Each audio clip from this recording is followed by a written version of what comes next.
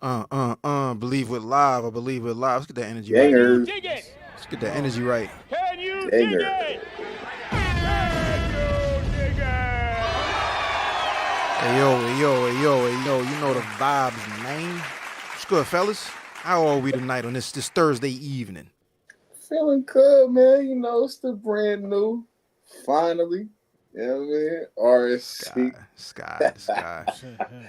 I'm having my 2001 Rock title reign right now. That's the reign I'm in right now. Like right after he beat Kurt Angle at No Way Out, and he has to go defend the title against Austin at Mania. That's the position I'm in right now. You know what I'm saying? I got me a couple weeks till Mania, and I'm about to coast. Woo-hoo. Woo-hoo. This Let's guy, go. man. This guy, man. Ron, we good? You good? Chilling. You been out on assignment, Ron? You back? My man back on deck. I'm back here with the title. I'm watered up right now, ready to go. What up? Well, you know the vibes, man. It's Thursday Night Live. You're here with the Ringside Club. We haven't done one of these in a little bit, but no better time than the present. The show before the show, otherwise known as Survey Time. This week's survey is, we're in Mania season. This is WrestleMania 40 coming up in just a matter of weeks. Question to go around the ring, yes or no. Will John Cena have a match at WrestleMania 40? I'm going to say, of course, in his last match. Definitely gonna say yes. We're still a couple of weeks out. They're gonna find him a way in there. So yeah, he's gonna be at WrestleMania 40. I want to say no, but because there is another chance to get redemption at Solo Sikoa, and this is a reason to give Solo something to do for the pay-per-view, I'm going to go with, yeah. He'll have a match at WrestleMania 40. You can't have WrestleMania with The Rock and not John Cena. Come on, man.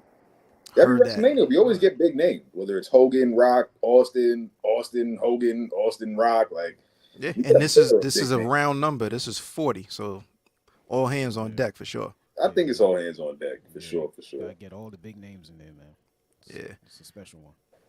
You know the vibes, man. That's the survey time. Now it's time to start the show. Let's go. Peace to the gods, the Ringside Club Pod. My name is A.O. Say you're the Ron the Don. Blame Boogie while you at it, blame Chad Law. K-Fabe is dead, break the fourth wall. Whatever style, whether it's lucha or strong style. Come through the venue, fly, burn the bar down. Back to the pad, chop it up for the par. Ringside Club, intro to the squad as the show starts.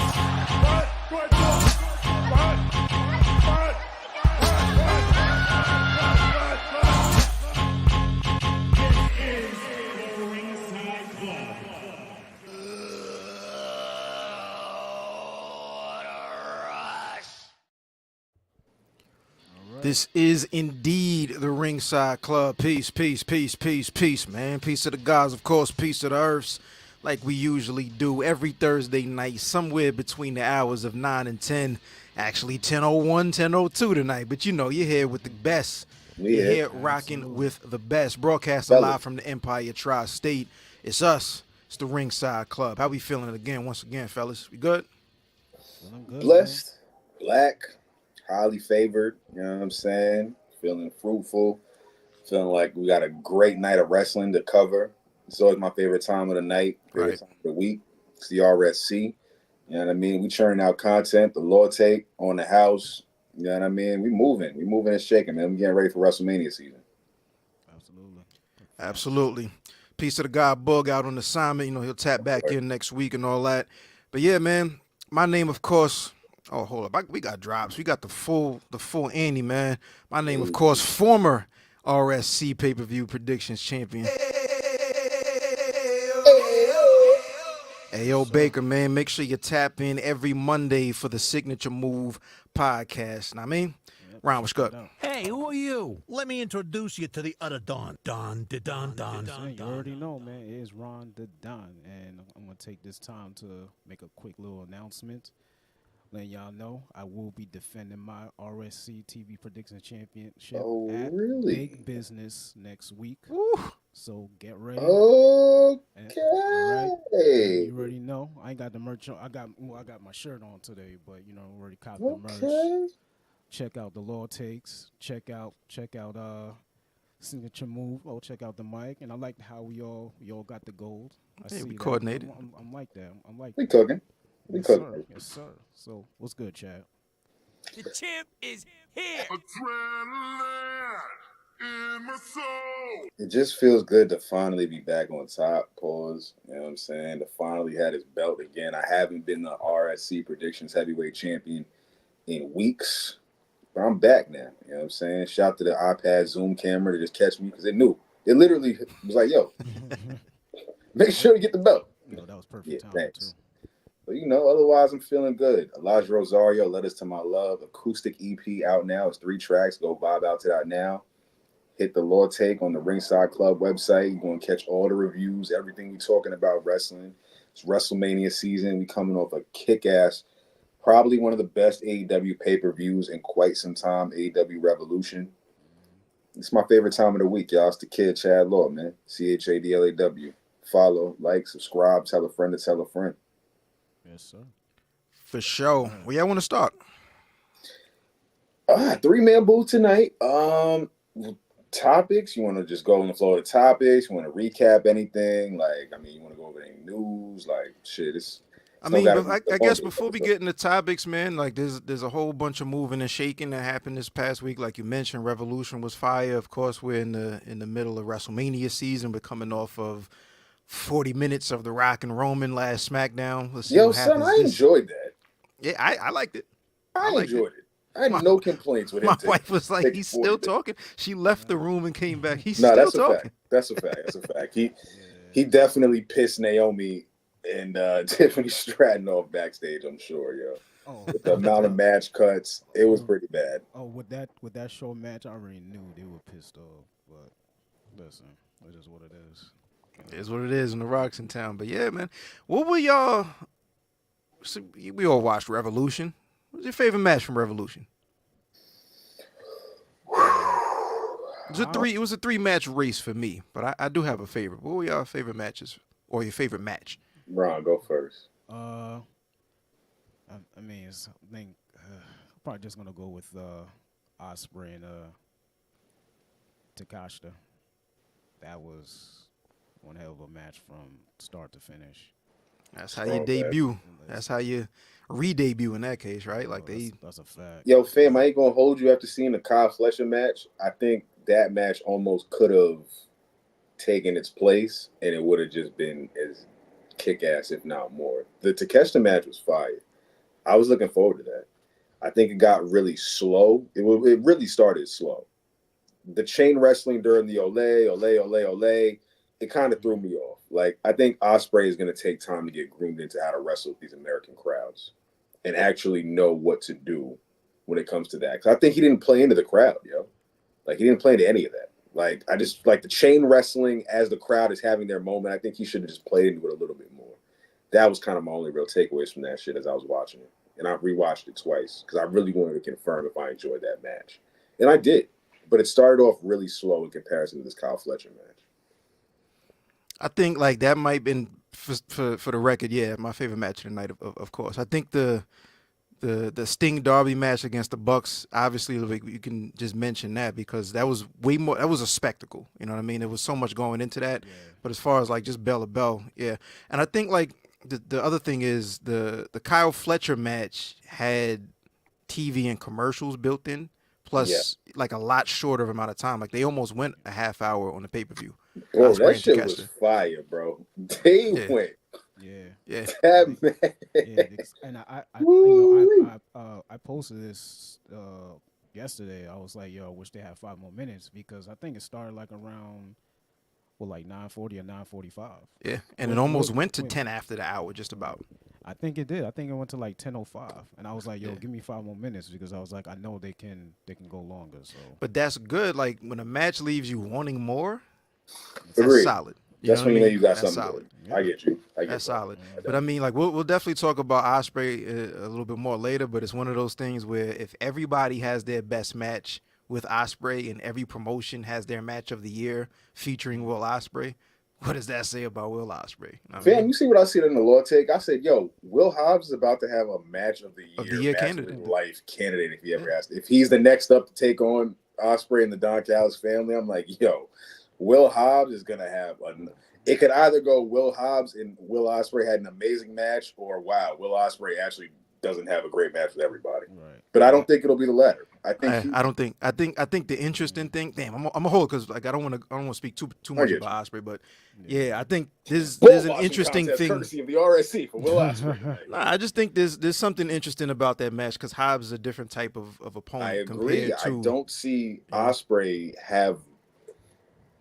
I mean, maybe I'm not the most Ospreay versed, but I don't see him wrestling guys of Hobbs' size and stature a lot of the times. but with the athleticism that Hobbs also has, he's like pretty Right. quick on his feet. So, but yeah, man. So I enjoyed that. We got Okada debuted in AEW with the Bucks. You had some words on this week's Dynamite Law take. Ah, man, you don't got to start with me about that one. You can give your take. You are a New Japan. You know what I mean? I'm a New Japan guy. We had Keeks on early, last week. Peace to Keeks, peace to the Public Enemies. And she made mention that it could be a chaos thing. Like we see what's happening with the best friends in Orange, and maybe that's a way to bring in. And I said, yeah, that would make sense because they're in the same faction. But I also, in the back of my mind, know the long history as far as like going back to TNA when it was Generation Me, and Okada was over there in TNA. They like legit looked out for Okada in a very real way while he was over there. And they've been friends and pretty tight ever since, all the way through their New Japan days, all the way through the formation of AEW. And something said that it would make a lot of sense for the heel EVP Bucks to bring in like the brand new free agent. You know what I mean? Yeah. Okada, when he debuted that Rainmaker gimmick in New Japan, debuted as a heel. He's an arrogant, over the top, I have money to throw around type of guy. And this is that on steroids because he has now a full career of not only being the best wrestler, but obviously making a bunch of money and coming into a different level of money because Tony Khan is opening up the bank account. So you take that and you pair that act with the Bucks, I love what they're doing right now. This EVP shit is funny as hell. They're honestly the best, bro. They're impersonating. They're making fun of Tony Khan's like I have a big announcement and even like his speech patterns and shit. Like it's very enjoyable. So I think this act is really good. And the biggest takeaway from his debut is you immediately set up like 3 angles. Right, you immediately come in the very obvious short term that's probably going to happen at the pay-per-view Dynasty, April 20th, 21st, something like that. Is he's going to win that Continental Crown? He's going to beat Eddie Kingston. Right, he got it. He has to. He has to. But you also set up. There's going to be friction with. You're setting up Omega for whenever Omega comes back. Yep. Right? Because the Bucks essentially kicked him out of the Elite and they suspended Hangman Page from the Elite. So we still have to see where Hangman Page sits when he comes back. If he's like, all right, I understand, and he's still a heel because he's been leaning into a heel character. So if he comes back as a heel, he's probably going to still be with the Elite, but he's playing second fiddle to Okada. There's friction there. But then Omega hasn't been around. He's coming back as a face because everybody misses him. Right. And then you have this legendary, one of the best, feuds of all time, Omega and Okada at some point, probably for the big all in, all out weekend type of vibes. That's going to be fire. They just, in 5 minutes, they just set his next 3 programs up. Plus, they immediately gave, quieted any doubts as far as this guy who English is not his first language. You don't have to have him say much because the Bucks are going to do the majority, if not all of the talking. And then finally, there's a video that I put out a while ago from a few episodes back where I said it's very tough to maintain not your image, but maintain your aura when you're on television every week. But the way to combat that is to give you something cool to do, right? This is when we have to get into storytelling because you can't be somebody there's no mystical figure that you get used to seeing, right? That's a contradictory. So if he's going to be on TV every week, you have him immediately jump in and do cool shit.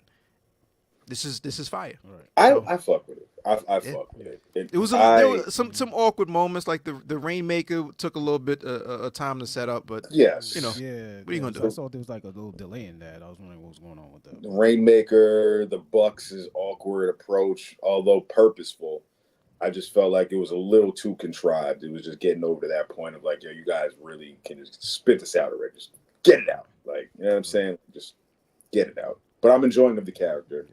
this faction, the new elite. I think it's going to be great. You said it perfectly. Like, they laid out all the feuds. They put all the doubt to rest. Like, we don't got to fucking... Yes, he's fighting on Collision this week, but he's not facing Kip Sabian one-on-one for no apparent reason. So, you know what I'm saying? There is potential with what's happening with Okada.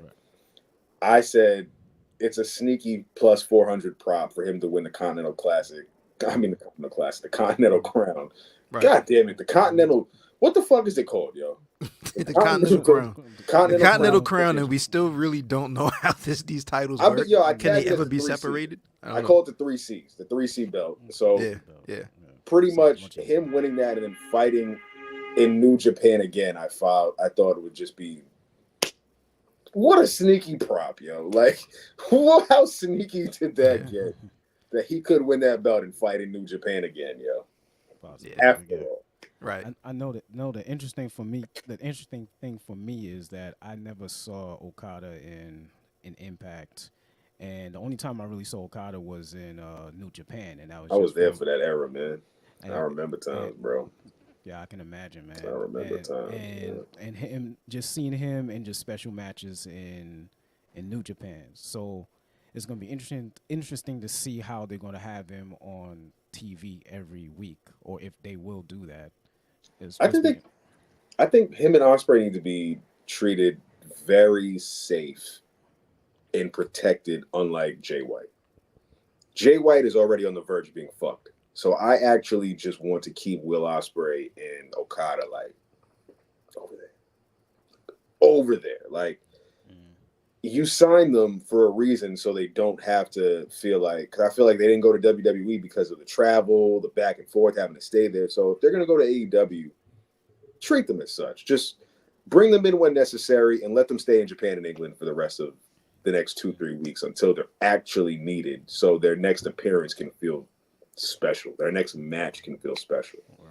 I don't think there's too much on the roster already where you don't need to overkill with Okada and Ospreay every single week until it's necessary. Like, if ratings are crashing and it's bad, then yeah, but like, the roster's stacked, bro. Like, I found myself missing MJF. Is insane, bro.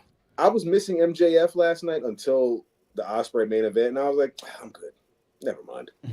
Yeah. See, that's the cool thing about like AEW having this roster, and this was always like that potential of putting an amazing roster together, is you can give guys time off regularly to heal, like Miro, right? To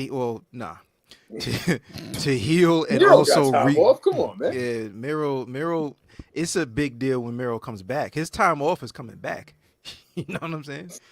His time, when you see him, he's off. My man is probably like, he got a 9-to-5 job or something, bro. He don't need to come to work. Is he where like, is he? I have no idea. Okay. I have no idea.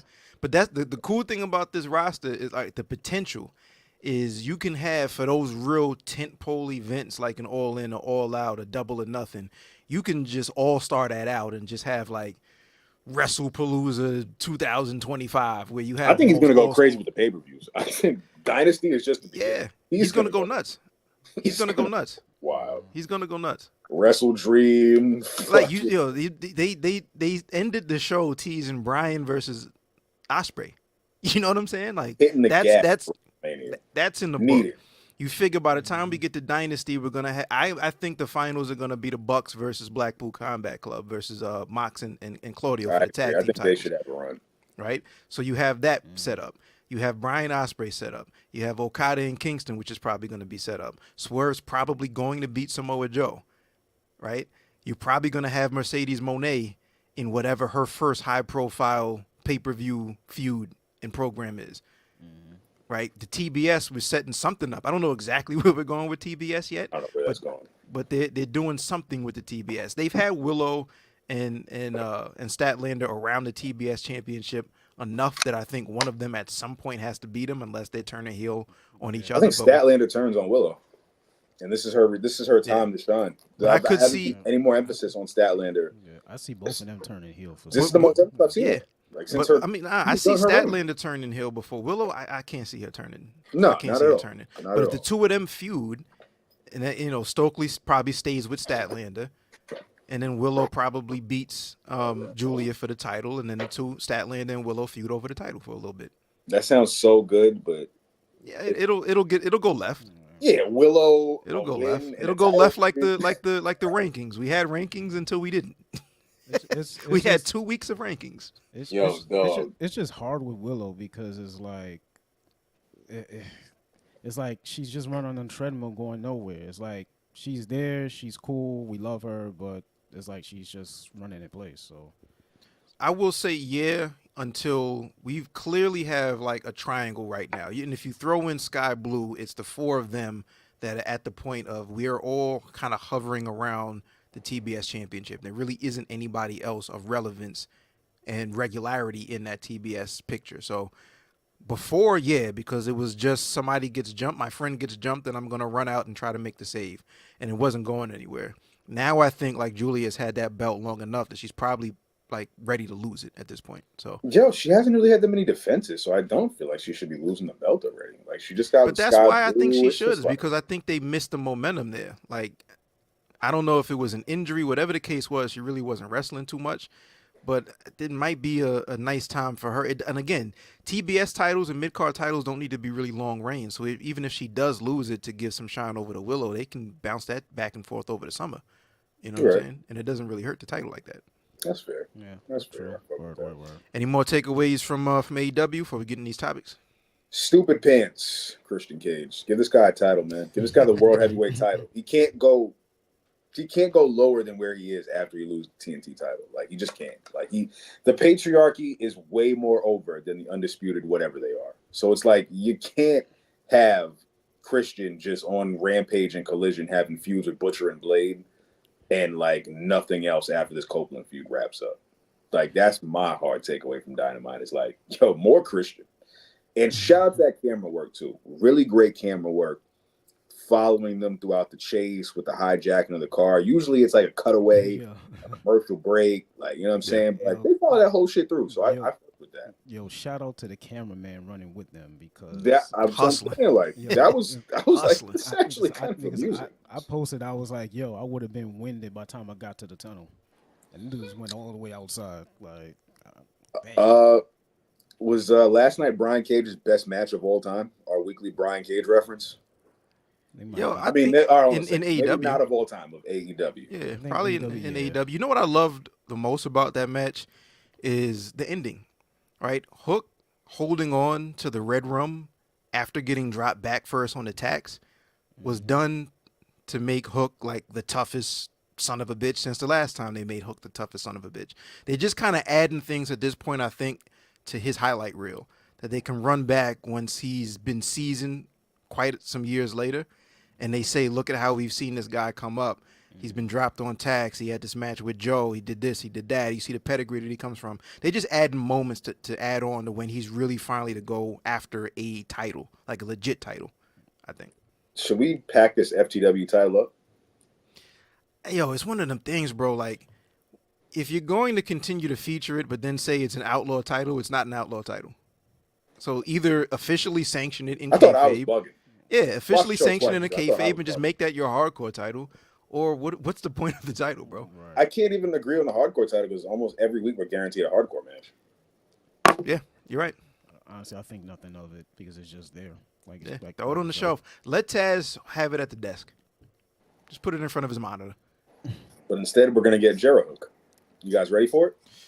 Dog, I'm ready for It's a hot Jericho. new- it's a hot Jericho new is baby amazing. thing, man. Jericho is amazing, man. He's gonna find a way to stand next to you, dog. But You got a that's little what bit of makes- energy. Well, that's what makes him amazing, man. No Yo, matter if you hate him or Jericho not, is man. what was Shorty's name that got on stage with Jay-Z? Lil Mama? Lil Mama. Jericho is Lil Mama. Lil Mama Jericho, bro. Oh man. She's just gonna find your way, Yo, your way fam. in. Lil Mama Co. Yo, fam, I watched the backstage segment and was just like, Jericho, he'll fight. Yo, yeah, it's like, I wrestled your father and he dumped me on the head, and then 30 years later you did it the same, so I'm gonna stand by you. Nah, dog, you just need I was like, yo, dog, what you is just this? need something to do. Then the Gates of Agony pop up.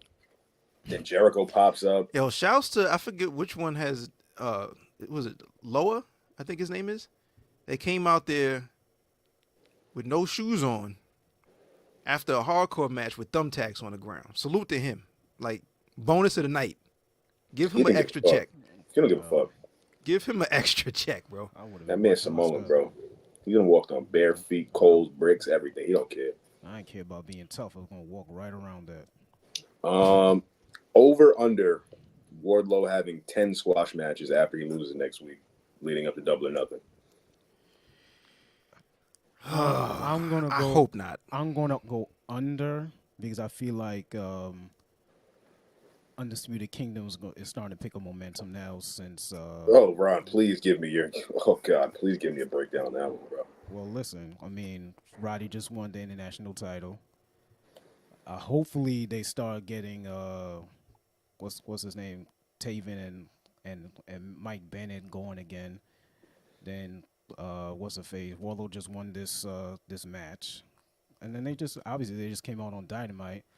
I was seeing your take on Cole being in the wheelchair. I feel like that was way better than him coming out in the crutches. I'll give you that. Yeah, I'll give you that. because I was hoping like, yo, just give him a wheelchair. It looks cooler instead of him being on the crutches and for them waiting for him to come down the ramp. I say, yo, listen, they said they're gonna do what they were gonna do. They're giving him the momentum, and that's how I see it. We'll see how it is leading up in the next couple of weeks. I think the collective momentum was stopped when you had Swerve basically beat them in a handicap match. Yo, son. Like single-handedly, right? He beat them 2-on-1 pretty much to prove a point to Joe. So as far as like Bennett, as far as the tag that was it Bennett and Taven? Taven, yeah. Nah. As far as Roddy, sure, he just came off a win. It's a brand new champ. So we have to see what he's going to do yet. But I think like collectively, like Cole comes out and says we have the momentum, we did this, we did that, and then you have tag team title holders kind of get jobbed out in. Hold on, AO. Prefix, the greatest Ring of Honor tag team champions of all time, per Adam Cole. I ain't saying all that. Adam Cole been a liar. Adam Cole said it, not me. What Wardlow is going to lose, I think it's going to be due to some sort of miscue from somebody in the crew. Because he was never going to, I don't think he was ever, I mean, the biggest shock of all time would be if he wins. But the storyline as far as him in the Undisputed Elite, what the fuck is an Undisputed Kingdom? Undisputed Kingdom. Is that he's going to win the title and bring it home and hand it to Adam Cole. Adam Cole doesn't look like he's ready to stand up anytime soon. And so it was always going to be friction between him, Cole and between Wardlow. So Yes. if the friction doesn't happen because Wardlow wins the title and refuses to hand it over, it's going to be because somebody messed up and cost him his opportunity. But I think that's what happens. He probably has to feud. Maybe him and Roddy could be the next move, the next little feud, which I wouldn't mind seeing. You know, Roddy will probably be the best. You give him his best match ever because Roddy is nasty. You know what I'm saying? So Wardlow versus Roddy would be a nice little, opening card match, or second or third on Dynasty. I think it's Swerve, yo. You're going to see Swerve go after the international championship as he embarks on his feud with what's his face as the. Wait, you said Swerve goes after international title? Yeah. You don't think Swerve beats Joe at Dynasty? No. Wow. I think they're going to stay away from that.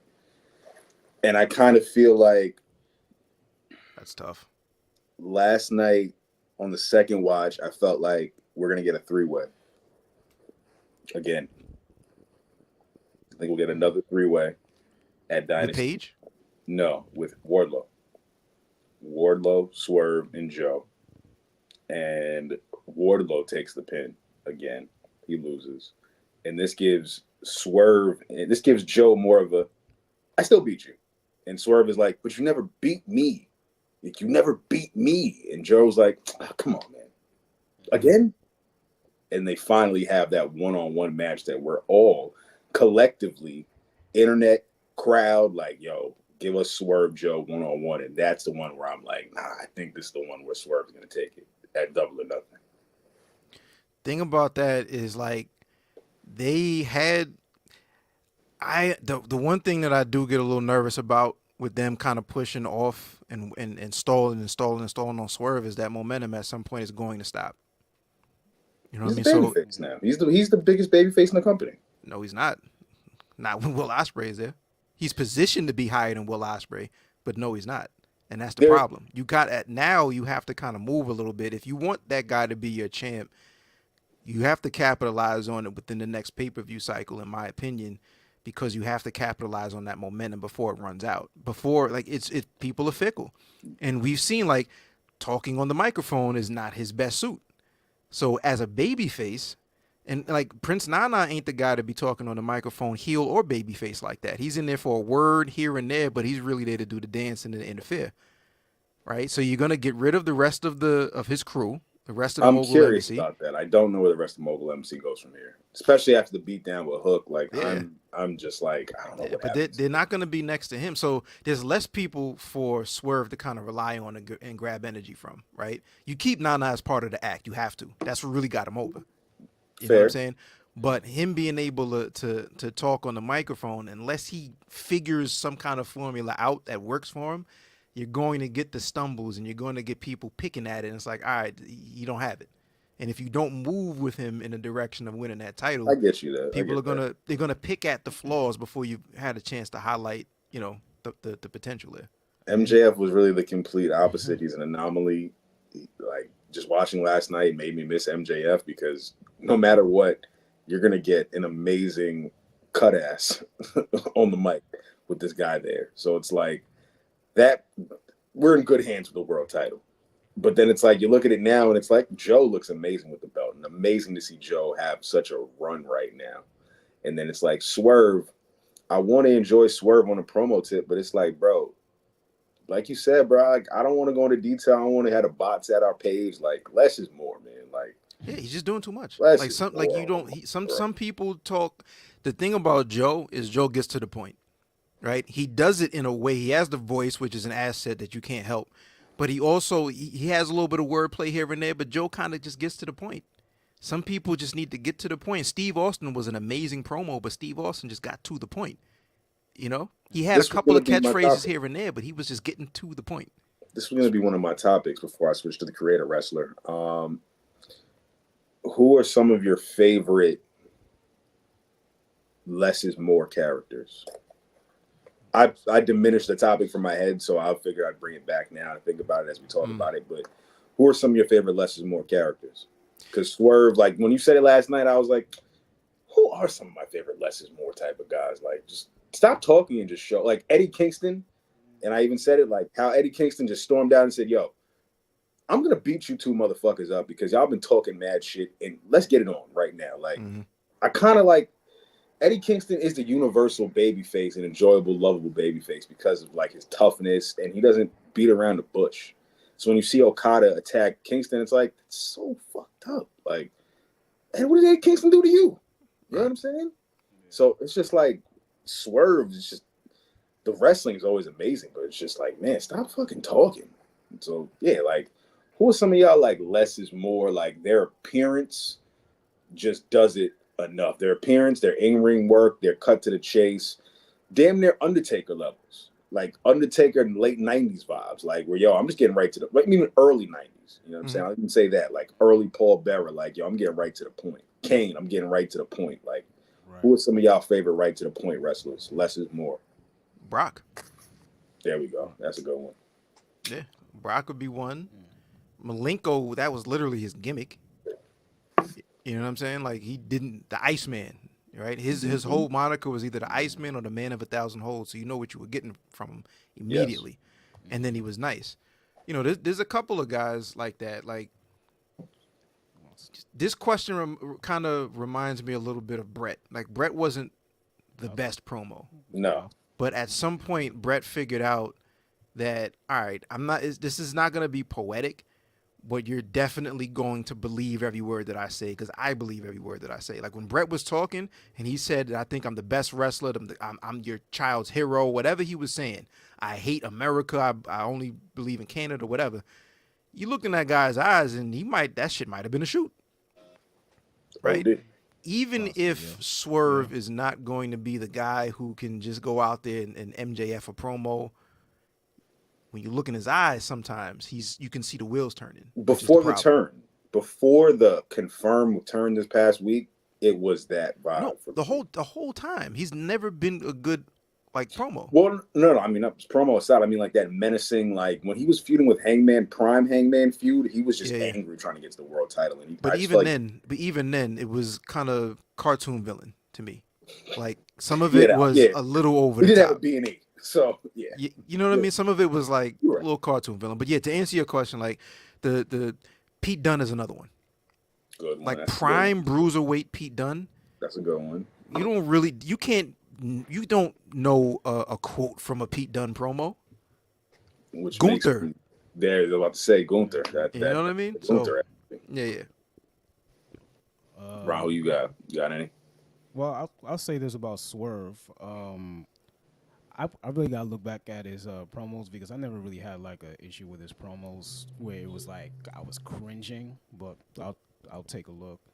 But he could be a little long-winded, but all you got to do is go back to this promo this week and the promo from last week where he said, "Oh, wait a second, Joe.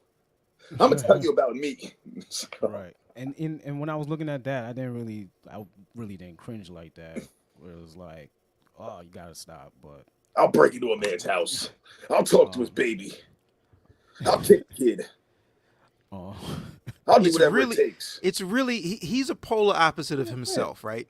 As smooth as he is in the ring, he is nowhere. He's the complete opposite on the microphone. So it's really about the delivery. Because even if you have those same words and you just deliver it smoothly, it would kind of come off a little bit better. His transitions from move to move in the ring are sensational, flawless, smooth. Him and Ospreay is going to be a match of the year. I feel like but his transitions from like sentence to sentence or thought to thought sometimes isn't like as smooth. So that's the thing. Okay. Too many match of the years that I feel like going to be thrown around this year. How y'all feel about that? AEW match of the year factory, bro. Not mad at that. Just make the right choice.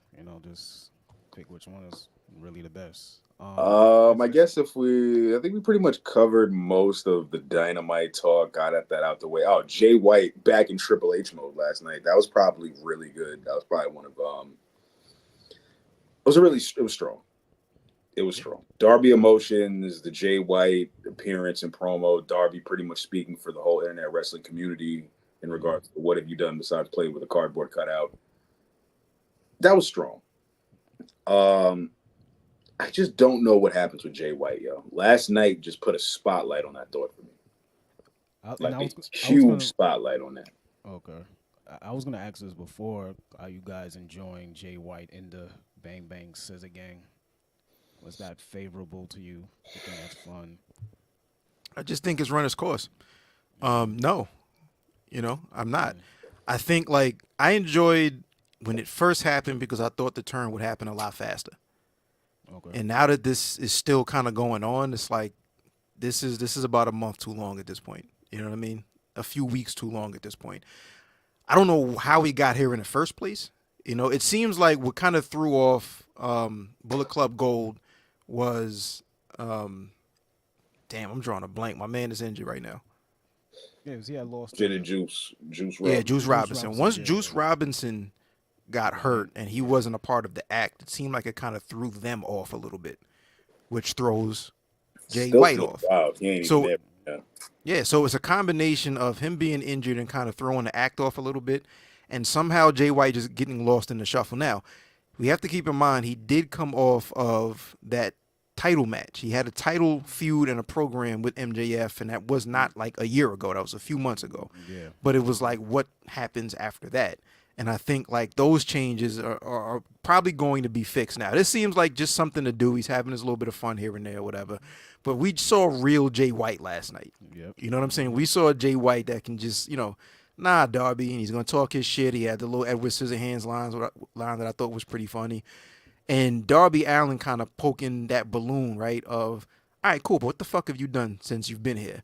That's like that switch, no pun intended, going off in the mind of Switchblade Jay White. It's like, oh, wait a minute, nah, it's about to get busy. Mm-hmm. So now you're going to see them distance themselves from the other members of the Bang Bang Scissor Gang at some point. Whatever happens with the championships and the titles. You don't return our calls. What happened?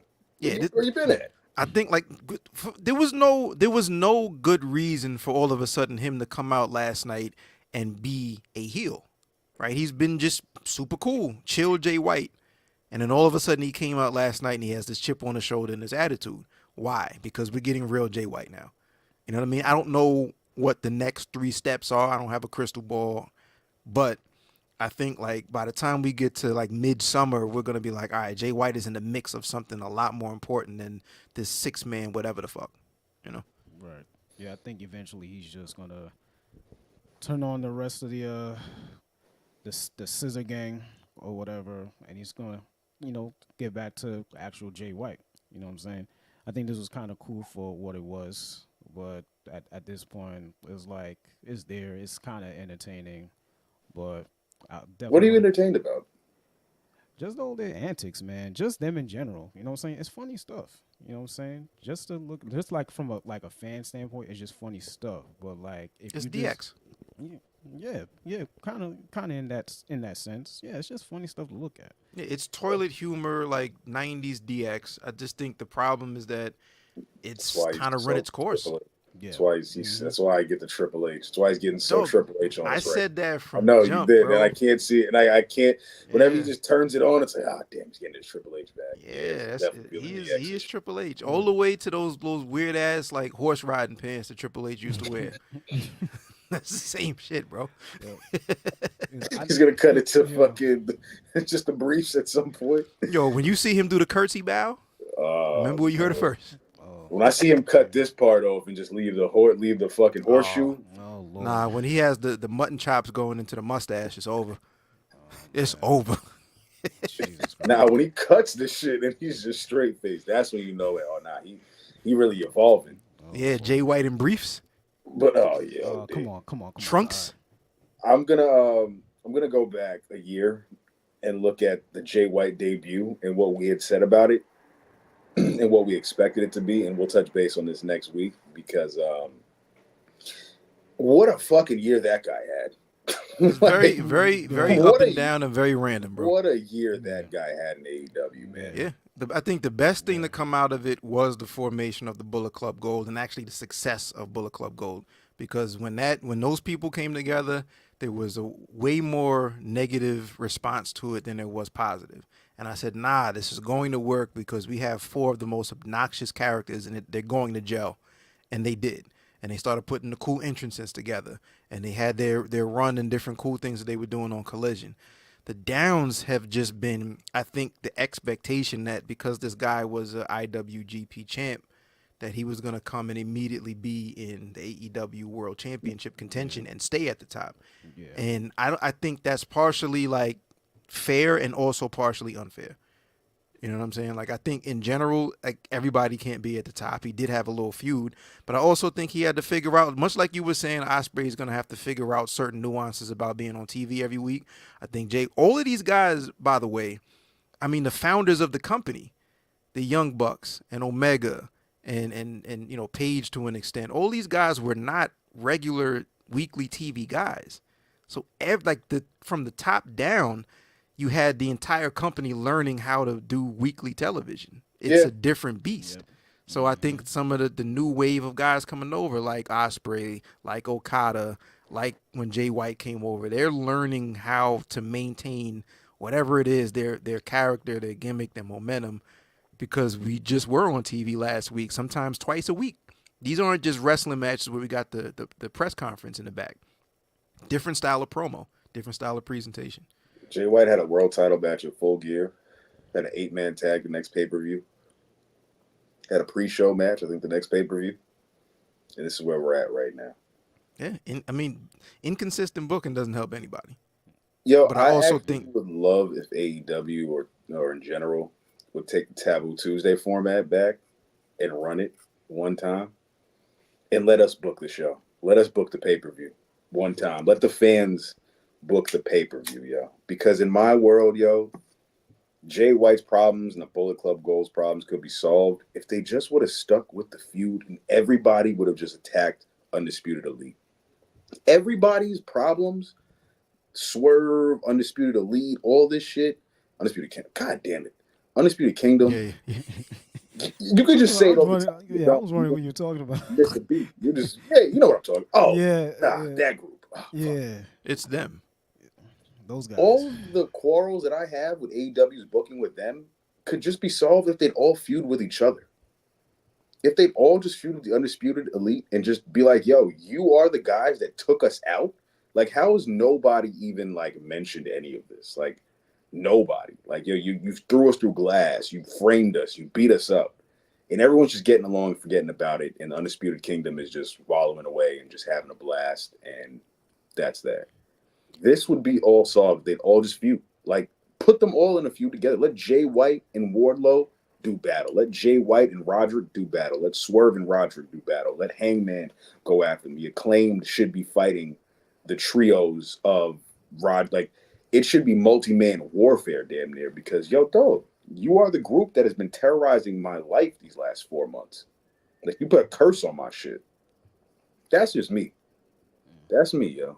And that's, you know. I feel like it's just simple booking that is don't need to be super complicated at all. Like, super booking that can work. But I mean, that's the gift and the curse of sometimes having a roster with that much talent. 5 years ago, we were saying the same thing about WWE. Right? Before AEW existed, we were saying the same thing. There are so many people on this roster. This roster's stacked. How come they're not doing this with that person? How come they're not doing that with this person? Fair. It's the same thing. You know, I did watch only Aleister Black and Ricochet pop up. Yeah, there's only so many spots at the top. Everybody can't have a title unless everybody gets a title. You know what I mean? So, you know, I think there's a lot happening over there. We got big business coming up next week. Might get the TV title. You know what I'm saying? Hopefully I'll pick that up that night. You know what I mean? Might stay might. You know what I mean? Big might. Hopefully the card gets announced. What do we think Mercedes does? Let's just jump right to it. You know what? I just know shit. I think it might be Serena Deebs. I know she's kind of been throwing subliminals at her. Yeah, possibly. Yeah, I think like both Deeb and Summer Rosa. Summer Rosa. He said Summer Rosa. That's a classic RSC footage. I was literally that's funny as hell. That was the second person I was gonna say. Thunder Rosa. Thunder Rosa and Thunder Serena Rosa. Deeb both have chips on their shoulder and they've been talking shit. Right, Yeah. so that's an interesting first direction. I think Deeb. I don't know if Thunder Rosa is the direction, but that would be an interesting direction for her to go in as well. I just don't want to see her immediately come in and go for the title. You know what I mean? Let that breathe for a cycle, like at least a pay-per-view cycle. You know what I'm saying? Yeah, but there's also no formula to this sometimes. You know what I mean? Again, like Okada is relevant because he just debuted. Okada came in on his first night as the Rainmaker, second night really as the Rainmaker, and beat Tanahashi for the title. He didn't come up winning the Intercontinental title or anything lower, or a tag title, or work his way up from junior to heavyweight. So sometimes there really isn't a right way or a wrong way. It's just what happens to stick and work with the fans that are watching and if they're reacting to it. But I'd like to see her come in and breathe life and energy into other corners and pockets of the women's division so we can have, you know, your main event world championship scene, your TBS scene, and then some actual feuds that are going on that don't have a title attached to them. And she has enough cachet that she can come in and point it at somebody. And she has enough cachet where the women's division will actually be the main event of Dynamite. This is what I'm saying. Or even a pay-per-view. This is what I'm saying. So I'd like to see that before she goes for a championship. Like, she can come in and point at Saraya, right? That may not be the match that everybody is clamoring to see, but tough, yo, because what I'm saying her come is, in and point at Saraya, you can already open the internet and just see, like, this is what we're doing. Sure, until the match happens and then it turns out to be better than people may have thought. You know what I'm saying? A good match will shut as long the as they tell motherfuckers the up. history. As long as they're like, yo, we actually wanted to do this. We wanted to have this match against each other. Yeah, here's why. Like, course. not just, you know. And that's just one example. pointing at It you. could be Saraya. It could be Thunder Rosa. It could be who I think Summer and Ron Rosa. thinks is going to be Serena Deeb. There's a number of things, but I just think the cool thing, just come in and start getting busy before we immediately attach her to a title. I'm going to go on the left and hit a plus 1,200. She's joining the Elite. I think so too.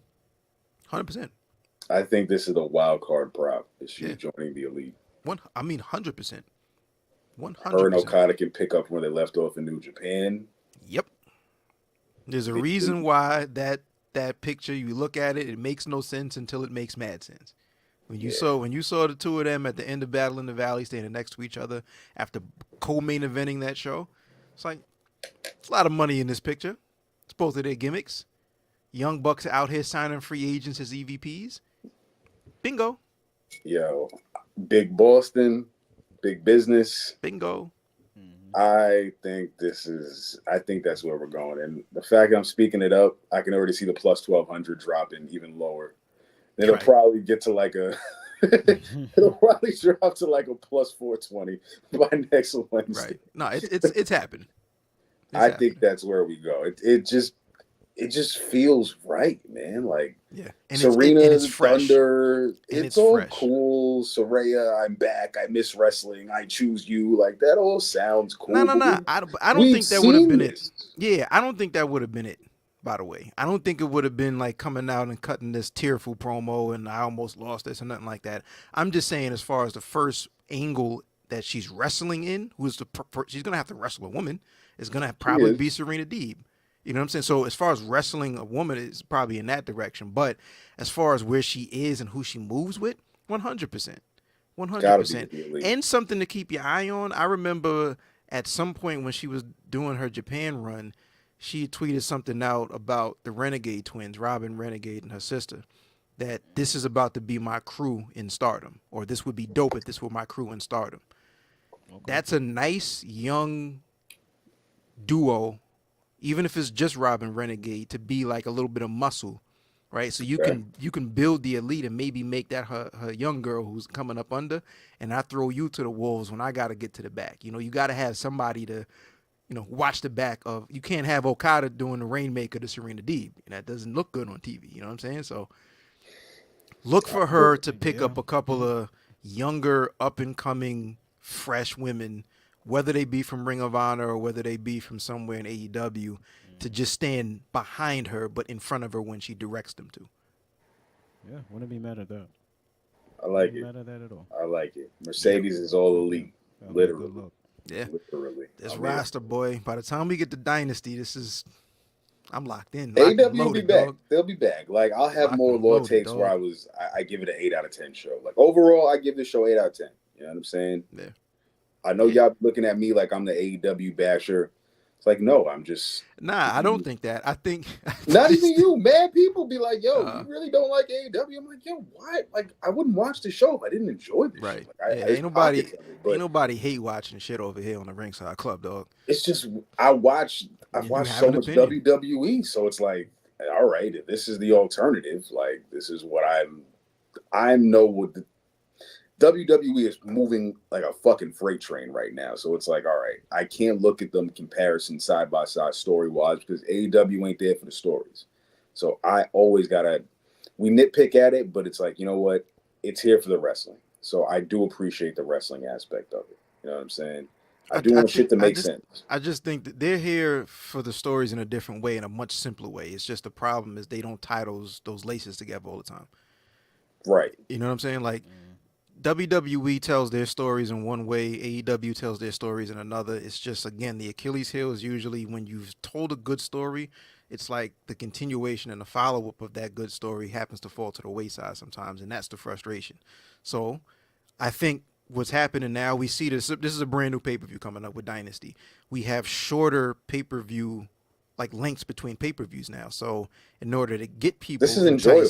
This is nice for a change. But to get people enticed to spend another $50 in a month and a half, you got to not only move quicker, but you have to tell compelling stories. The action is going to be there. You have the best product on paper. This is one of the best rosters you're ever going to see in the history of wrestling in my lifetime. Will Ospreay could wrestle Kip Sabian at Dynasty, and it'll be like, yo, son. Dog, Will Ospreay might have been the best match of his life. Will Ospreay could wrestle any of the three of us, and we're gonna be on the front page of the fucking Wrestling Observer Hall of Fame. You know what I'm saying? Like, that guy, he's that good. Don, he actually held his own against Will Ospreay. Like, you're right. They gonna say some shit. I was listening to Voices of Wrestling. Can't remember. but it was something along the lines of Will Ospreay might be like AEW's version of prime Ric Flair. And this is like before any of us would have been able to see the footage. So, but just from them telling me how, Flair was the guy who, and this is NWA days territory where he's the traveling world champion. I'll go wrestling any territory and have that wrestler in that promotion's best match. That's kind of what Will Ospreay has been doing, and that's who AEW just signed. Like prime, I'll have the best match with anybody on the roster at any given time. And he's 30 years old, by the way. Smoking it. Yeah. 30. Yeah, he got quite a career ahead of him, man. He's just getting, dog. He's just getting to his prime. Right. He's definitely just getting it cracking. Like, this is enticing. This is enticing. This is special. Like, so yeah. Good stuff. Good stuff. Right. All right. That was a lot of AEW talk because a lot happened in AEW the last couple Just of had weeks. a pay-per-view. It's all right. Yeah, just had a pay-per-view. We've got 5 weeks to fucking WrestleMania. Bro, to okay. me, it's I don't say that as a criticism, bro. Like there's a lot of AEW talk because AEW is killing it right now. They came off a great pay-per-view. They came off a great a rebranded Dynamite and a great episode of Dynamite. They're building up to a big episode of Dynamite next week, and they have a brand new pay-per-view that's, within 5 weeks just about. So, and then they have lots. Another kick-ass Dynamite on the 20th, headlined by Cage and Copeland, and an I Quit match in Toronto. Toronto. They're moving. They're on the street. They're moving. It's their season. Yeah, they're moving. Over in WWE, it is WrestleMania season, and with WrestleMania comes the WWE Hall of Fame. So we already know that Paul Heyman, as it says in our notes, but Paul Heyman, as his name actually is, and Bull Nakano are the first 2 entrants in the 2024 WWE Hall of Fame. We already know about Paul Heyman. I talked about, the news broke when I did the Signature Move pod on Monday. We already know what he did and what he brought to the table. It'd be an interesting thing. Like, there's a lot of talk about who's going to induct him. I personally think it'd be Tommy Dreamer. Makes a lot of sense. He was like one of his right hand men in ECW as far as actually running the business of it and being on screen. And then Bull Nakano, I personally remember her run when she feuded with Alundra Blaze, also known as Medusa. Okay. In WWF, which would have been like around, I don't know, maybe 92, 93, 94, somewhere around there. Yeah, classic. Right, yeah, and she was a WWF women's champ, but she is an All Japan women's world champ, and in their Hall of Fame, she was a CMLL world women's champ, obviously WWF. She's in a bunch of Hall of Fame, so, I think like for this audience, it would make a lot of sense for WWF fans to see Alundra Blaze, who she feuded with, be the woman to induct her. But there's any number of people. But the question to go around the ring is, let's just say that there's 5 people in the WWE in the 2024 class. We know that Heyman is there. We know Bull Nakano is there. Who are the other 3, and who inducts them?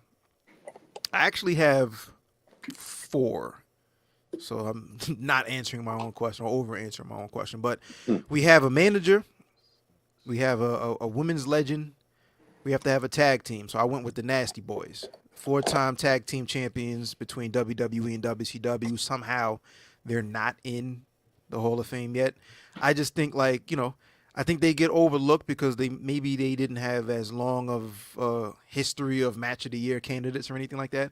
But the Nasty Boys were amazingly popular in the 90s. You know what I mean? Like when I was a kid first getting into wrestling, I remember the Nasty Boys. You know what I mean? And they went over and so Nasty Boys would be my entrant as far as tag team. Harlem Heat would be the people who induct them. And the reason Harlem Heat would be who inducts the Nasty Boys is they were the last team that the Nasty Boys beat to win their last tag team championships in 1995. So that'd be kind of dope. Celebrity Wing. Lawrence Taylor. Right? This is the 40th year of WrestleMania. Lawrence Taylor was the first celebrity to have a singles main event headline a WrestleMania. Like we know Mr. T did it as a tag, but Lawrence Taylor did it as a single against Bam Bam Bigelow, I think in 1995. And back One then, of the worst WrestleManias of all time. Yeah, but that match was something that at least on Inside the Business, a lot of them talk very fondly of. There was a dark side of the ring with Bam Bam Bigelow, and that match was a big part of that episode. You know what I mean? And that was an achievement for Bam Bam Bigelow to carry somebody who has zero.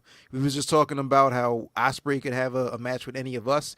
That was literally like Ospreay having a match with one of us. You know what I'm saying? That was one of the things that got me into wrestling, I will say. Like, that was one of the more crossover things as a youngin' that I saw that I was just like. That's what it was supposed to do. Yeah. The fuck is this? I was like, I know Lawrence Taylor from this, but now he's over here doing this. You know, that's why they bring those guys in. You know, Tyson did the same thing for a lot of people when he came in and did the deal with Austin. I'm sure Mr. T had a lot to do with moving tickets. That main event at WrestleMania, by the way. Yeah.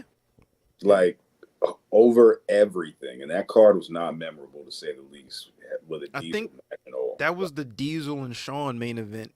Oh, excuse me, world title match. And then the main event was Bam Bam and Lawrence Taylor. But that's like Mayweather and Big Show would have main evented that WrestleMania that they had their match. Right. Like, imagine Jake Paul. Well, shit, we got Logan. What am I saying? Imagine Logan. Well, shit, we can't even say Logan anymore. Logan's official. So it's like, right.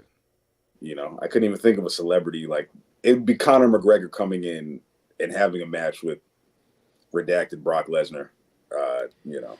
But I think even that has a little more credibility than Lawrence Taylor. That would actually be OD. Yeah, that could main event a WrestleMania, and we'd be like, because of the promos. Everybody knows who Conor McGregor is, and Conor McGregor can talk. Wrestling ring and Brock Lesnar, bro. I'm buying that shit. Yeah, that for the brand new TKO championship. That's basically what that's for. That's for the TKO World Heavyweight Championship. That's the WWE C2 Continental. That's the C3. Exactly. You can defend this in any ring, whether it's the Octagon, 4, 8. Exactly. It's all you over here. Yeah. You know what I mean? Nah, that's. So we got Nasty Boys, Lawrence Taylor. I got two more. My headliner would be John Cena. This would be the year that John Cena goes into the Hall of Fame. And that's why when match he has an induction. No, even if he does, like Rey Mysterio was inducted and then wrestled the same weekend. You know what I'm saying? Right. WrestleMania 40 being that, a nice round number 40, whether he wrestles or not, is the perfect time to tip your cap to the guy that really held that down between, Ruthless Aggression era and the pipe bomb. And even after that, guy held it on his back, and then reinvented himself without reinventing himself. Right, when he had that U.S. title run, that was new Cena without seeing a new Cena. And obviously he's super Hollywood. He's doing his thing over in Hollywood now. 40 would be the perfect time. And how do you get a bigger name than John Cena as far as inducting somebody into the Hall? So he would be my headliner. And then finally rounding it out, Bray Wyatt. First ballot Hall of Famer. Yeah. First ballot Hall of Famer. That's the perfect time to pay tribute to Bray. We just lost Bray. Was that last year, right? Or the year before? Last year. Yeah, last year. Obviously one of the most popular, sometimes polarizing guys. Punk would induct Cena because I would have Dreamer induct Heyman. So Punk would induct Cena because that was his, his arch nemesis, one of his best rivals. Orton would be another one, but I think Punk is obviously a better talker than Orton. I'd have Bo Dallas, Eric Rowan, and JoJo split inducting Bray Wyatt, the three of them. Definitely. You know what I mean? So, yeah, Lawrence Taylor, John Cena, Bray Wyatt, Nasty Boys. Word. I had I wrote about 6 on my list, but I'm going to stick to the 3. The ones are probably not going to be as popular. I was just picking people that I would personally like to be in there. First person I had was William Regal. And just for the fact that of what he did in WWE, before he even went to NXT, and what he did for NXT, the way he raised that up, the way he managed that. And I was looking at his list of accomplishments there in WWE. Let me see. 2-time Intercontinental Champion, 4-time European Champion, 5-time Hardcore Champion, 4-time Tag Team Champion, and he's won a King of the Ring. Which I Regal's that deal. Yeah, so I will put him in there. I was gonna say the only person I can think of that would be inducting him was probably be his son, which is in NXT right now. I think that would be a dope choice is I can't think of anybody else in his history who would induct him unless you guys can give me Triple ideas. H. Yeah, I was about to say Possibly. probably Yeah, Triple H yeah. I was because of I, how closely they worked building NXT. right, possibly, or yeah, Triple H. I'll go with that. Who was William Regal's best feud in the WWE? That's who would induct him. Kurt Angle, Steve Austin, too out of Tajiri. pocket. Jim Ross. Oh yeah, Tajiri. Tajiri. I forgot about that. Yeah, that could be another. That could be another person inducting too. But as the tag team, I have Edge and Christian. I love what they did when they were there. Between them, Oh, Ron just fantasy booking now. Oh, Now he just hitting plus 5,000. Yo, right names, wrong year. He was like, what Yeah. the? listen, I'm You just know what fantasy company they're booking. under, right? Soon as they finish Oh, wrestling yeah. in Toronto, when that I Quit match, we're gonna fly down to. Oh yeah. Yeah, Nah, so- they gotta go in 1 year for sure. yeah. When their contracts expire, possibly. They you know, Are they both singles Hall of Famers? only Edge? Edges? yeah. Or- Edges. Christian's not as well. If you He's a what was the tag? I wanted to quote for quote it, but almost Hall of Famer or how do they refer to on To the promo? Christian? Yeah, you remember on the promo leading up to his debut, it was like the almost Hall of Famer, or like wow. nearly Hall of Famer, or should be Hall. It was, It yo, was literally nah. worded. It was something like just imagine like multiple time world champion, one of the best wrestlers ever, like the biggest. They overhyped it. Yes, then- it was like a almost. Yeah. They kept emphasizing on like he's not Hall of Fame, but like he's right there. But Like he should be. he should be in the Hall of Fame. So He's it's really funny, really good, guys. I promise. Right, So right, it's right. funny that Ron Yeah. says that. Like, yeah, you're right. He is not in the Hall of Fame. Yeah, and I picked them because they were in that era where they kind of revived like the tag team era in the WWE, along with the Hardys and the Dudley Boys, who are already in the Hall of Fame. So I thought that would be a good look for them, and I enjoyed this stuff, man. I mean, just the antics and whatnot. It was just hilarious. It was hilarious television, and I think who would induct them will probably be. I picked either between Gangrel or the Dudley Boys. I picked Gangrel because I know they came in with the Brood when they Solid. with the WWE. Solid. And then I picked the Dudley Boys because Edge and Christian inducted them into the Hall of Fame back in 2018. Yo, a Gangrel induction speech would be very fucking interesting. Yeah. Cause like I Absolutely. can't remember Character. too many. Of course, I think those fangs are legit. By the way, like I think he Gotta had hurt. I think he had them joints like put on. That's gotta hurt, man. Definitely I gotta look that up and see.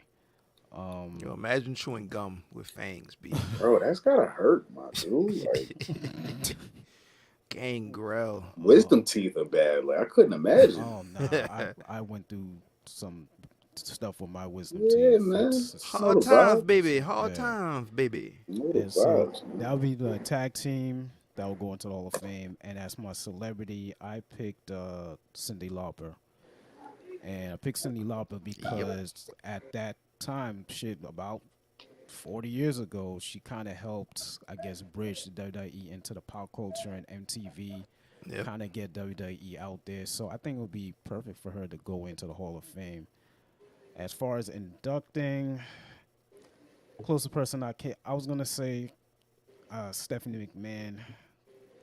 I don't want to say Vince because he ain't there anymore. That's not gonna be a good look. But as far as just the women aspect of it, I think Stephanie McMahon as the McMahon and just Cyndi Lauper just kind of getting a good foot with the company going. I think Stephanie McMahon in the situation that we're in now, I think that would be a good look to induct her. So, Okay. yep, those are my Yeah. my three For right again, there. that Yeah. 40. You know, when you kick off Mania, Yeah, at some point, yeah, Cyndi Lauper is a good one. yeah, and a lot of people are surprised she hasn't been in there. I'm yet. surprised. Yeah, Yeah.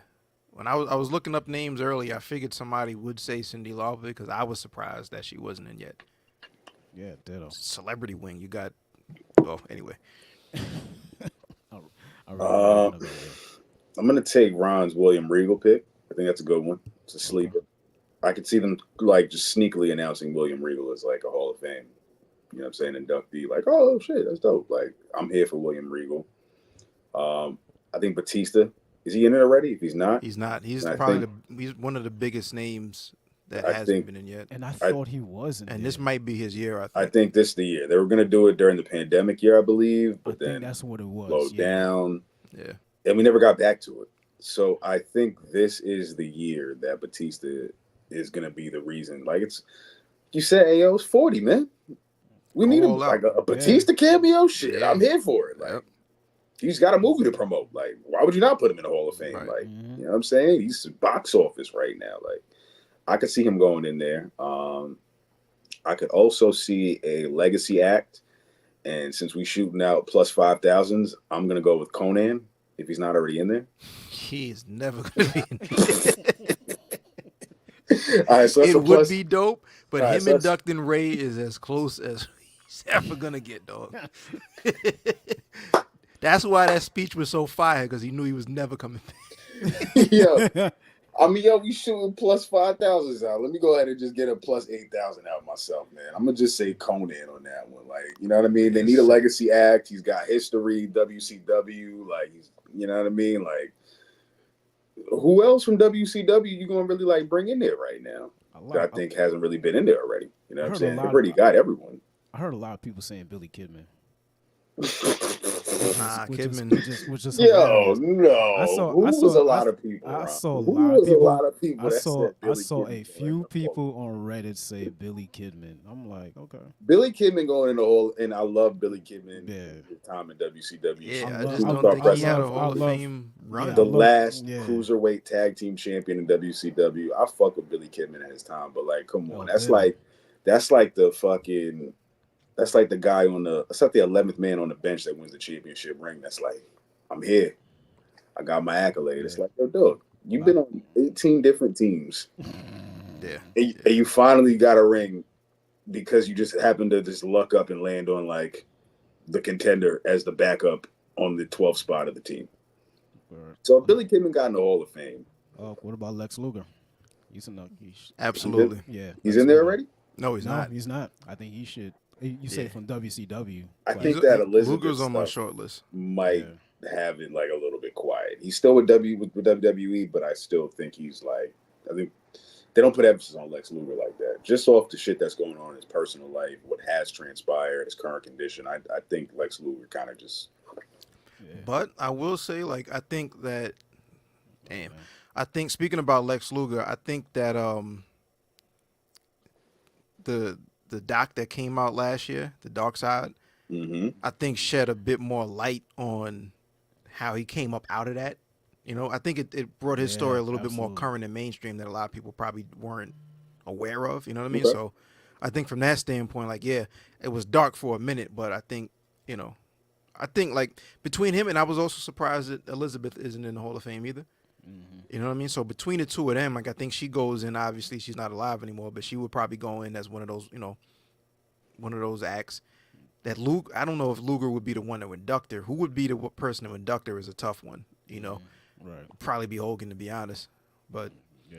you know, Yeah, Hogan would yeah. probably be the one to induct Lauper too. To be honest, I was gonna say Hogan too, but Yeah. I was like, I didn't. Yo, wanna is go Sid there. in the Hall of Fame? Nope. There we go. yeah, Sid should go. Yeah. There's my wild card. Just like pick up the Hall of Fame. I have two more names. You got to put Pillman in. I had that name too. Yeah, I Pillman had is that name Pillman too. is a Hall of Famer. Okay. Pillman is a Hall of Famer, and obviously his kid inducts him. Jim Johnston, old music I heard dude. some people saying that too. Yeah. Jim Johnston. That's a legacy. I could see that being a legacy. Yeah, I Jim could see Johnston. that being a legacy. And what's can't- cool about that is we see like all of the vast majority of inductees are obviously on-screen characters, but so much of our memories of wrestling has to do with those songs, and he had an unprecedented run putting songs together. There's like a few legendary, like Jimmy Hart is a legendary music guy in wrestling.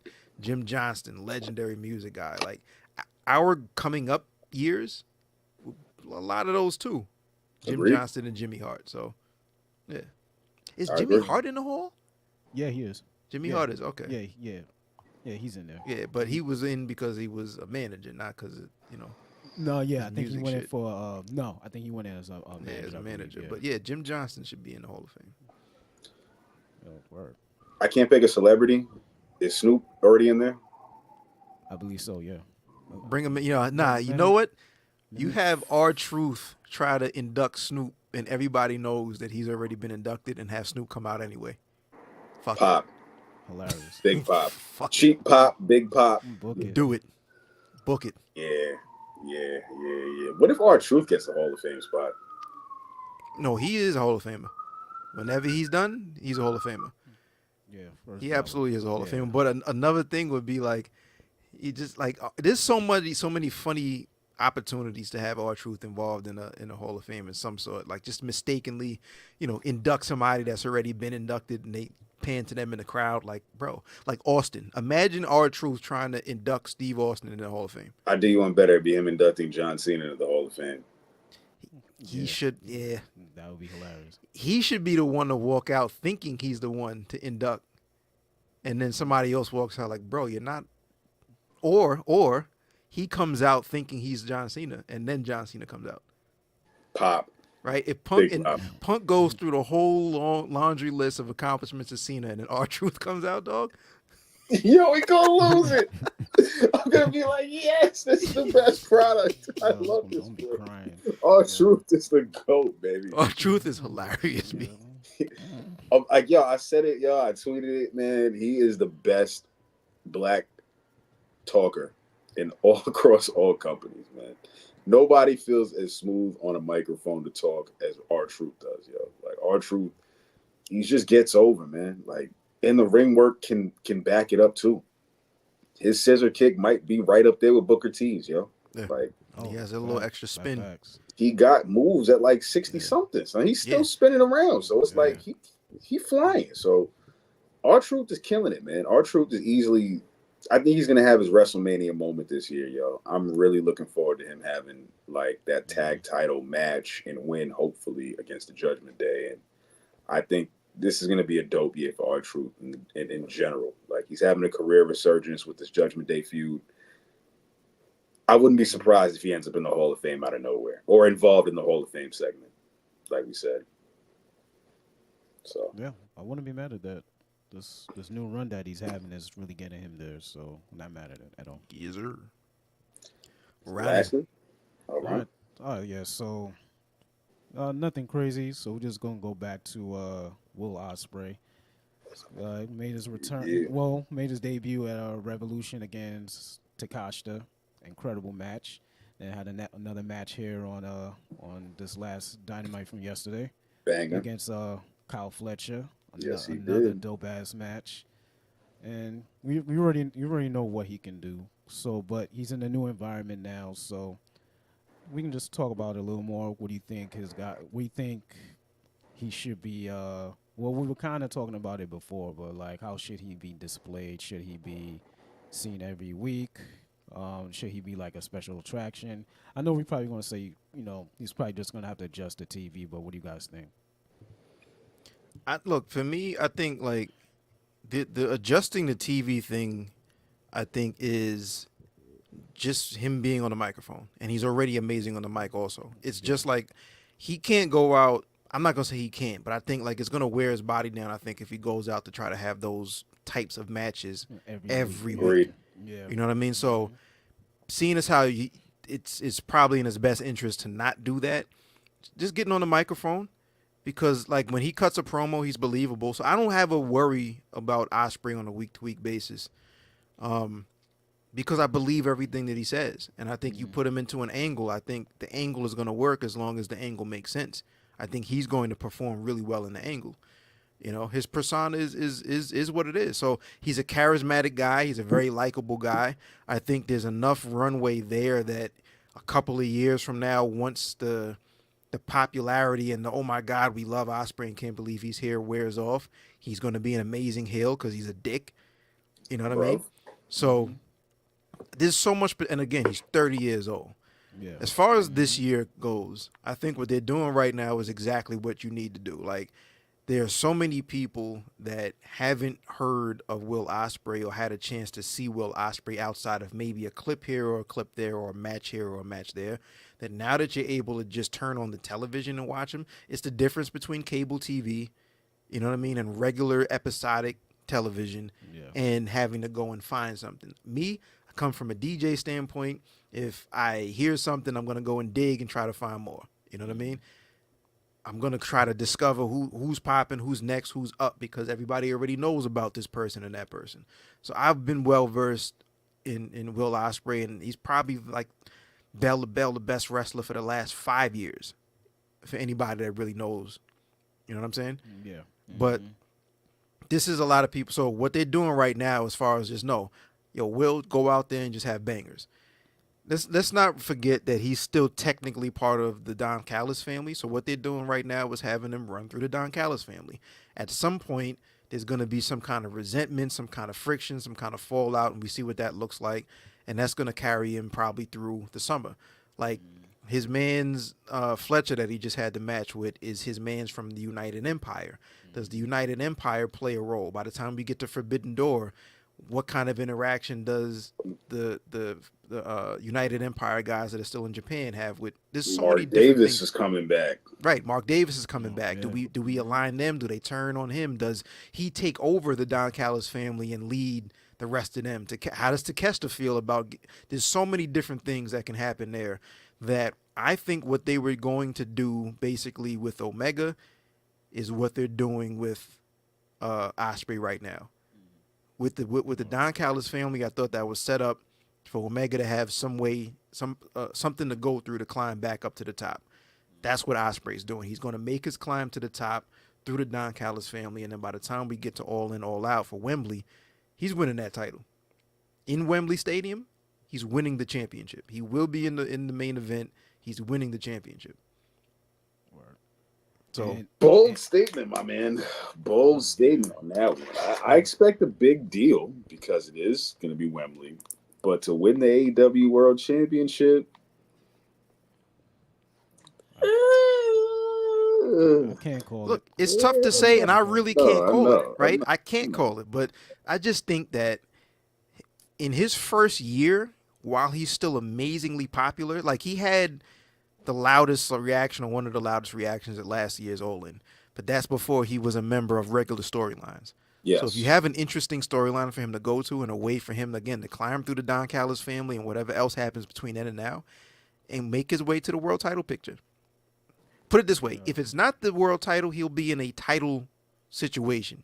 International. Be it international, Triple. world, right. And we still got the C2 this year that could feature quite possibly Kenny Omega, Will Ospreay, and Okada. You know what I mean? Like on free television Wednesdays Yeah. and Saturday nights. Out of control. Yeah. I remember Out of control. It's pretty wild when you really break it down. I just remember from the scrum. I think Ospreay was saying that his family was still in England. So, and he's gonna be. I guess he's gonna be flying back and forth. And he said it's much easier than what I think. Did he say it was? I think They're it was moving. Yeah, much. It's I think easy to moving. That shit Yeah. ain't nothing but a trip to California, bro. Right. Yeah. It's a few because, hours. Yeah, because I think you said compared to him going to Japan, it was much easier. So I think with that, he's not going to be. He may or may not be consistently on TV, which I think makes it better, makes him even more special. And then like to your point, about doing that style every week, it will wear on him. So I pretty much agree with everything that you said. You know, I'm not sure about him winning the title. I mean, maybe not, but we'll see. It's the same thing with him as how I saw Okada, just as far as just how much I saw them, because I mean, obviously I knew about Will Ospreay, and I like the first time I think I saw him was with that match with Ricochet, and then after that, that's when I started really looking at him a little bit more. But then it was only on like special events because he was in New Japan. So only time I really saw him was on like a special match. I didn't really see him on consistent TV. So right, yeah, that's what I was saying. This is probably your first time to see like Ospreay regularly. Right, it This is. is a lot of people's first time seeing Yeah, it. a lot of people. Which Not is like on YouTube, Yeah. you're in not for a on treat. Triller. Yeah. Like if you weren't like Rev Pro, for instance, was like one of his between Rev Pro and Progress, he spent a lot of time in England, right? But if you weren't watching that, if you weren't on Demand Progress and on Rev Pro on Demand, you don't know Yeah. that. If you weren't on New On Japan Twitter. World, right? If you weren't on New Japan World, you missed a lot of his New Japan run because that's not on TV unless you watch Access after TNA, right? You may have seen a couple of TNA matches. He had a couple of their best matches or whatever, but Access isn't in everybody's home. So even in some of the more high profile situations, it's not TBS and TNT. That's why It was the same thing for the Bucks and Omega though. It Right? took Yeah. time. It took a It lot. felt Like weird. they were amazingly popular and were able to sell out 10,000 to do that first All In. But it's a different beast altogether when you're trying to attract a more mainstream audience, which is basically what television is for. You know what I'm saying? So all the heads already knew. If you weren't watching him regularly, you already knew what type of time he was on. Oh yeah, Right? absolutely. Much the same way that we knew what type of time the Bucks were on when they were doing their Ring of Honor and New Japan run. We Listen. knew what type of time AJ Styles was on when he was doing that run. This is like of that ilk, but just like the evolution of that AJ Styles and Kenny Omega style. Right? Bam. You brought Ricochet up. Ricochet and Ospreay were kind of at the same place, like as far as what space they occupied in pro wrestling at the time. Same size, same build, same style. And then you look at the way that Ospreay has been able to elevate into a legitimate heavyweight and change his style up. Evolution, bro. Yep. He can do all of the shit that Ricochet can probably do today, but then a whole lot more and many different styles against many different guys. Hot take, law take. I think Ricochet is going to be all elite when his contract's over.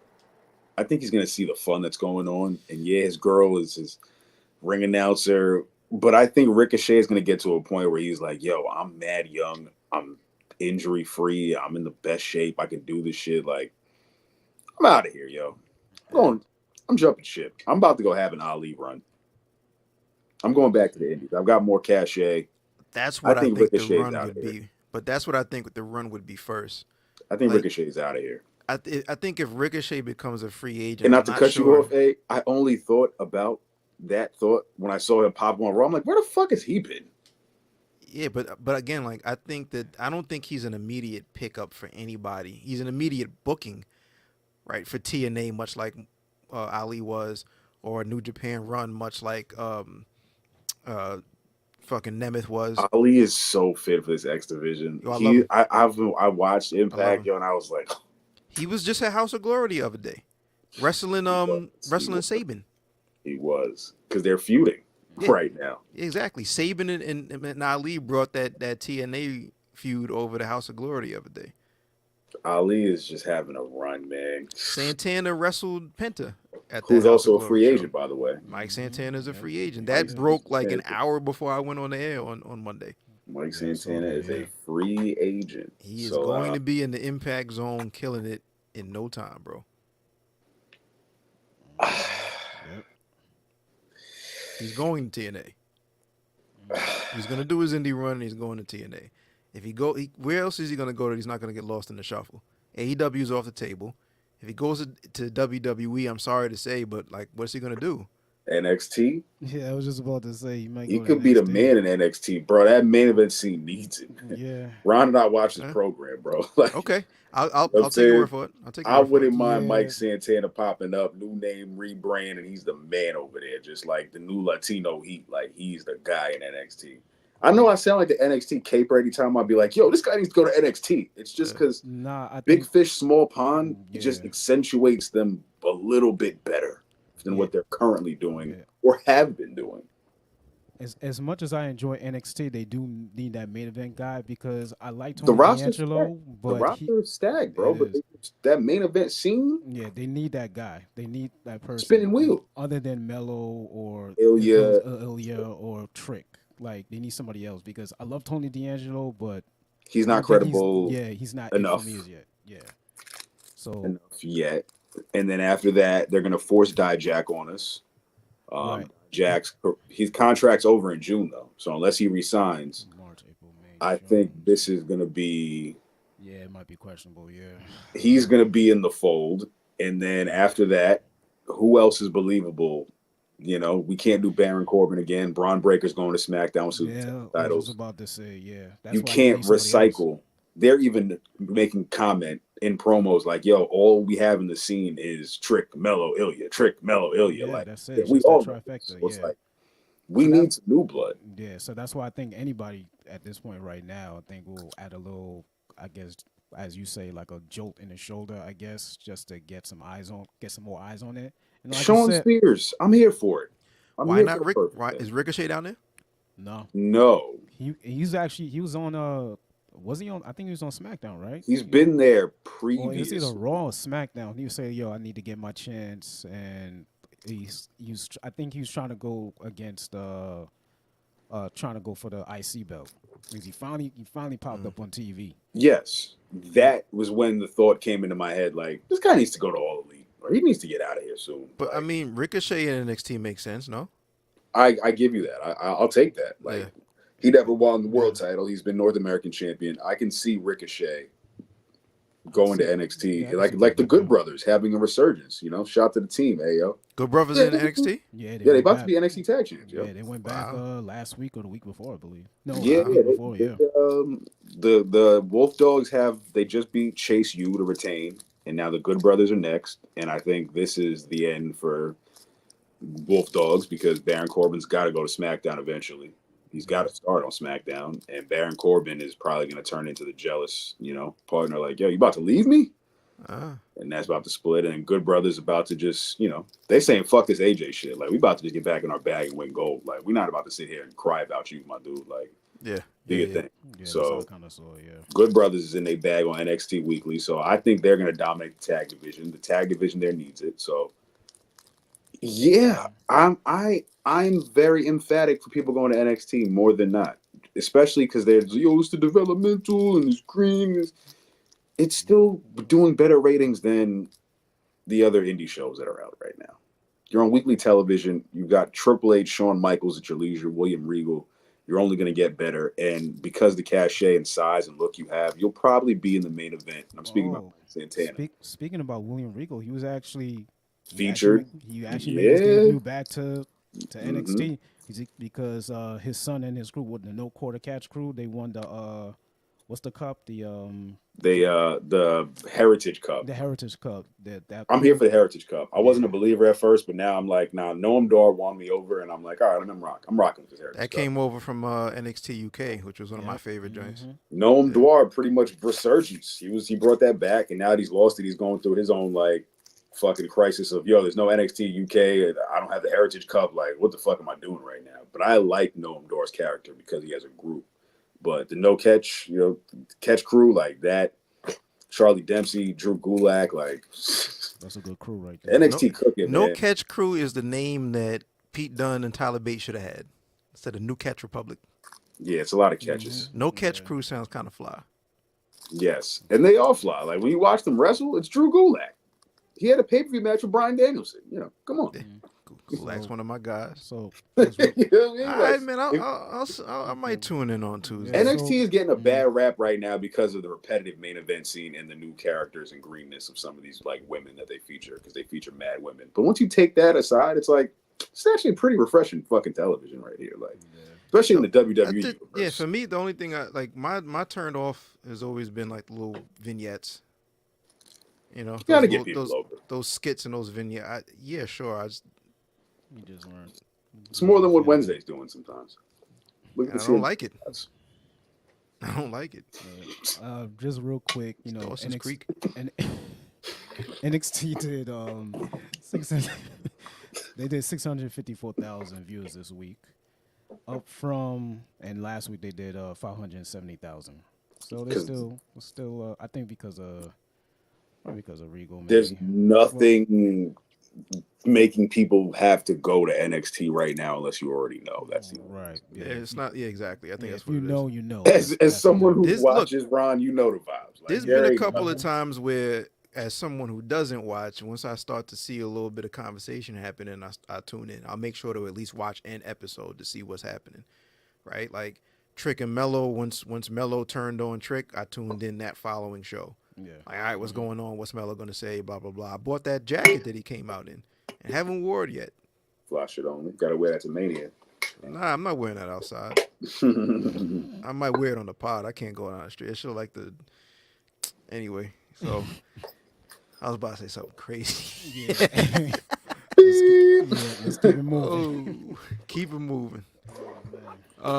Chad, we on you. So we're gonna end it like this. Usually we be fantasy booking shit and talking about storylines, who could do this, who could do that. It just came to my head, like, why don't we just create a wrestler? Like, why don't we just have a topic where we just create a wrestler, create their gimmick, their story, and book their debut? You know what I'm saying? Keep it simple. 5 minutes. You know what I mean? Nothing too crazy. I keep mine even quicker than that, right? Like mine, I thought about like if I was a wrestler, what type of wrestler would I want to be? What would my persona be, right? Be from New York. Okay. I would talk like 50 Cent levels of shit.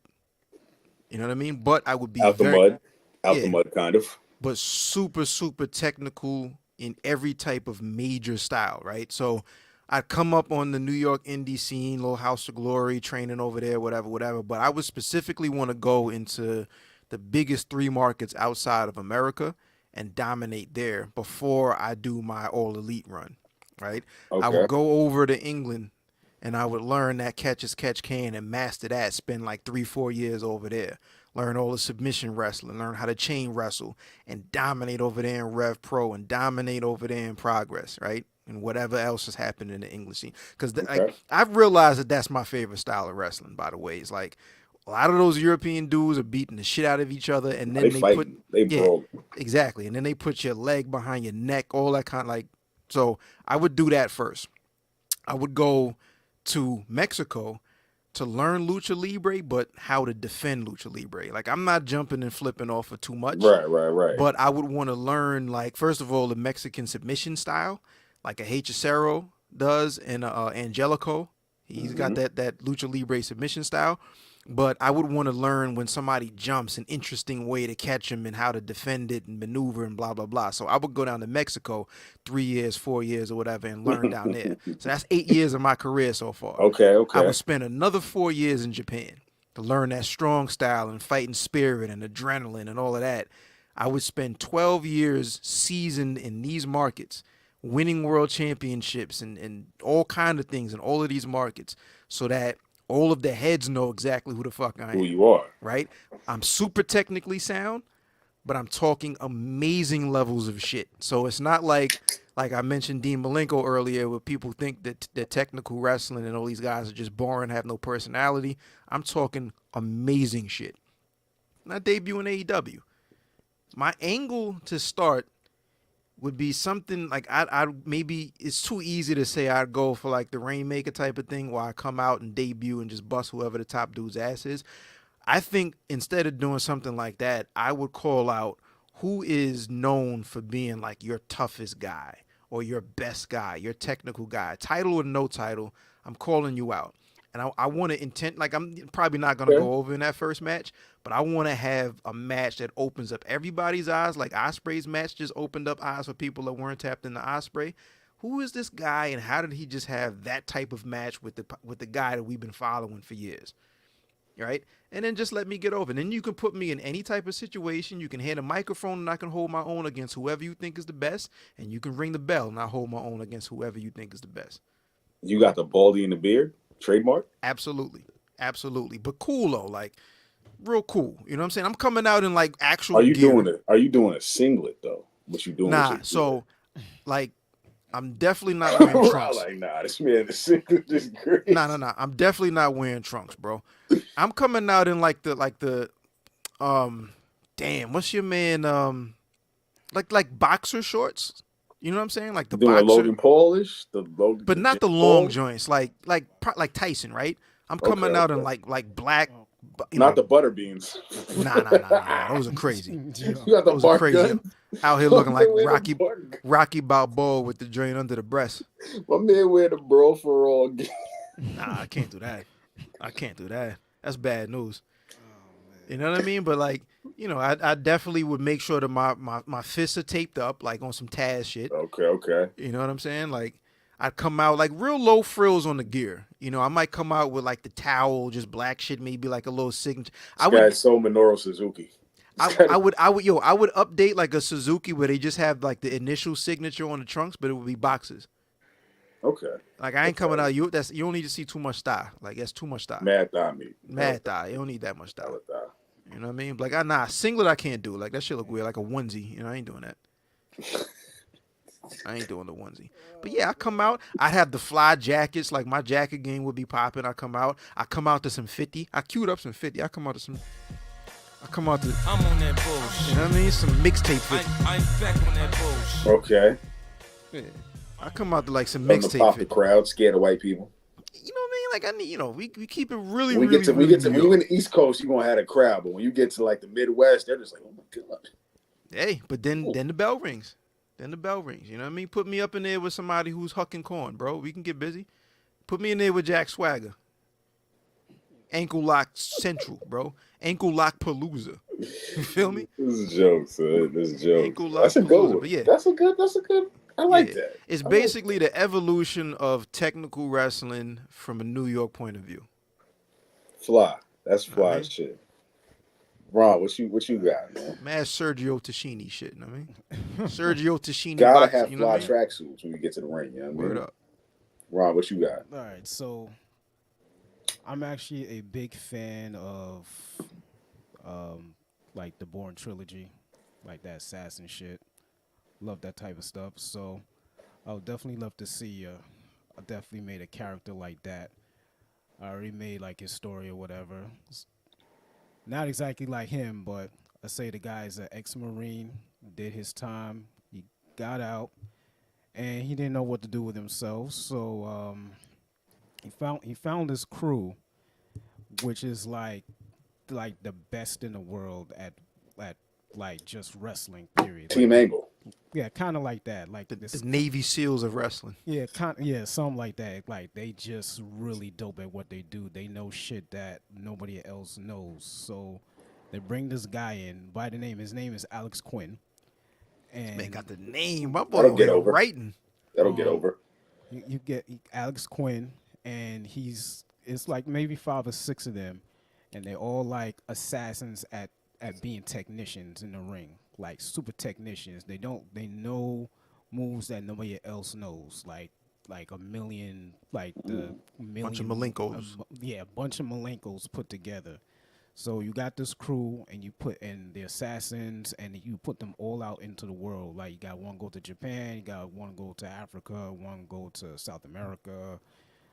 My guy, I think I'm gonna put him in AEW, and how I'm gonna have him debut is his assignment is like, I said in my head I had said Daniel Bryan, because in AEW Daniel Bryan is like one of the most technical guys there. And how he's gonna debut is he's gonna show up in in a random place where Daniel Bryan's there that night. Brian's gonna be like at the end of his career, whatever, or I guess he's gonna be looking at the next guy up or whoever, or it was either that or just looking for, like I was looking at the Earthquake, Dark Side of the Ring. Dark Side of the Ring. Gotta tap in. That was And- depressing. Yeah, I it gotta was, say, but I'm not. I kind of like wait until the end of till every episode drops so I could just binge watch the whole shit in its Right. entirety. Word, Kind of word. the dark side. But you saw how Earthquake debuted, so I think Brian's gonna pick this random guy out the audience. And Nice. He's, Yeah. And he's gonna be like, yo, you look like you can't do shit, so I'm gonna bring you in. If you can beat me, I'm gonna give you something, or you can take my place or whatever. Not knowing that this guy is supposed to like Killer. It's like Santino. It's like how Santino came in and won the Intercontinental title I out of believe nowhere. so. Yep. Mm-hmm. Or So- Pewter when Pewter and Angle. I Daniel Pewter. First time of reference on the RSC. Yeah, word. Daniel Pewter. Super Clip nerd, this. bro. Tag him. Yeah, word. Salute, Never King, heard wherever that you before. at. So he comes in and he beats Danielson in the most craziest, most technical way ever, like a move that you've never seen before, and That just gets him over. Just gets him over. Like the crowd is just like, oh my god, like Yeah. this guy. Like is imagine insane. tapping Danielson out. Right on your first match. on your Right. first match, and I was gonna say similar to like But Danielson's the guy to do it though.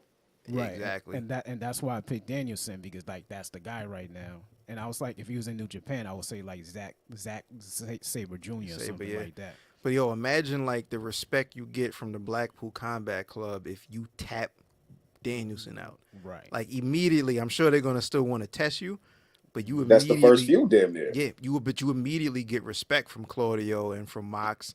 You'd be the dickhead, which is Yeah, why you guys showing this guy love, man? Like, who is this exactly. guy? But that's Doesn't lined even up. talk. Yeah, that's lined up. He He's shows the up and wrestles. Yep. There's no Right. personality. So it's actually Yeah. what we inspire. We want people to beat people up with Yeah. Black Yeah, Combat yeah, Club. Yeah, matter of fact, where have you been? About that one, bro. So he he beats Brian and Danielson, and that's like his first assignment. So now he just starts going through the whole roster, just trying to fight every technical fighter in there until he gets to the top. Basically, like technical assassination. And eventually, he gets to the top and wins the title. You know. Is he a tweener? Is he in the gray area? Is he a face? Is he a heel? Because his character sounds more like a gray area heel. Like gray. I'll say, you know what? I'll say like a gray area because like, Blackpool Combat Club are gray areas, right? Which I think I like more now. By the way, it's only because AEW, yo. No, because you're getting more defined faces and heels now that are very clear faces and heels. Between, as far as like at the top, Combat Club and Joe are tweeners. Everybody else is kind of clearly defined, I think, right now at the top. But no, I think that's about it. And then, if anything, he just starts moving around. Like, the next assignment will probably go to New Japan and probably fight Zack the assignments. Jr. His assignments, his gimmick is fire. Yeah. It's like a list. Like, yo, I have assignments that I have to do. Like, I have to complete this mission of beating the Blackpool Combat Club by this pay-per-view because I got to get out of here. And what's interesting too, you can play around with that from like, is he the one making these decisions or is somebody else pulling the strings? Right. Like who's actually assigning him these wrestlers and these, that's fly. These different situations. And you don't really find out until it's time for a reveal where it's like, oh, XYZ was behind this the whole time. Fly. Like that's fly. Yeah. Right. And I was gonna put in something where, if you remember the movies, Logan, he kind of lost his memory. Like they kind of programmed him into like this assassin. So I was going to say, like, while in his training, he kind of lost his memory, but he still like kept his training from the Marines, and they just tapped into another side of him and just it's called CTE. His catchphrase is "Who am I?" His tagline is "Who am I?" No. Like it's really Brian Cage's joint. Who better? But he really doesn't have the answer. Who better? Nah, really I don't know. I really don't know. Somebody tell me. I really don't know. You got to tell me. Like, is somebody better? I'm trying to find out. I'm trying to find out. I was attacked. Because whoever's better is my next assignment, bro. Who's better? Shit. Right. Yo, that's it. God. That's fucking. Yo, he's a great character. He's a really good guy. I felt like it was gonna get our creative juices flowing with this one, Paul. It's like I think it was really, really good. Good exercise. We fantasy book a lot, so it's like, why not just make some shit? We get right. Yeah, that was cool, man. I like that. My guys, I had one initially, the created wrestler, but then AO, I kind of want to spin off what he did with his own self. So I'm gonna do my first one briefly. Is gonna be Lionel Greasy. This nigga's He's just he's with Yo. all of the bras in NXT. Like, yo hey, yo, you. Lionel Greasy. Lionel Greasy. He's going to be the man in NXT. He's going to be the man in NXT because he's going to be a soccer player from the EuroLeague. He's a former soccer player. We've never seen a soccer gimmick. I watch a lot of soccer, so it's like I've never seen a soccer player in wrestling. Yo, sidebar, you see the cube? Yes. Good Lord. Yeah. That's around the corner, by the way. That's gonna be fire. So yeah, a soccer player gimmick I thought would have been really fly. Just to see him just be like, he's got the goalie gear on, shirt, the jersey with his name on the back. I wanted him to be the cocky heel, kind of like a Richard Holiday type of like build. But then I was just like, I think he's gonna get over because of just it's not greasy, it's greasy. Lionel Greasy. I always got that type of vibe from Noam Dar. I'm watching more Noam Dar than ever before right now, and I'm enjoying Noam Dar a lot. Yeah. So I feel like he'd have the soccer ball, the whistle maybe. Like, it wouldn't be as jokey, but he would be actually like very able to get over because he's an attractive figure and he's actually a very good wrestler in a cool, unique gimmick. And he's got a little mascot, Rodriguez Erotico, you know what I'm saying? One of those fancy Spanish European names as his like sidebar guy. I thought that would be pretty fly. And I just have him just be the man in NXT. Like, he wouldn't get any title. He kind of have the Trick Williams rise.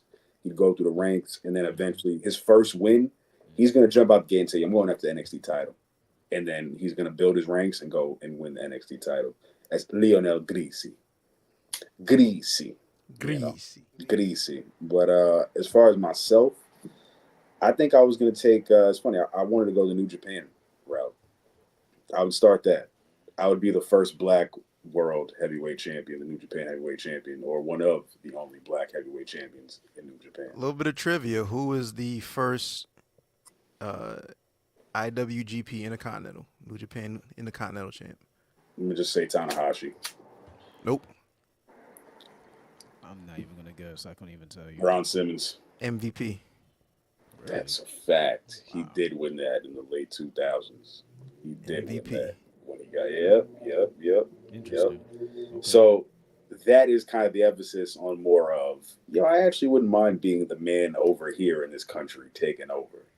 I'd have a hell of a run because I would have started right after school. Like, I would say I started about 2011. Like, I took it seriously. I grinded it out in Japan, got my shit up, went to TNA for a little bit. You know what I'm saying? I was really just a grappler and a striker.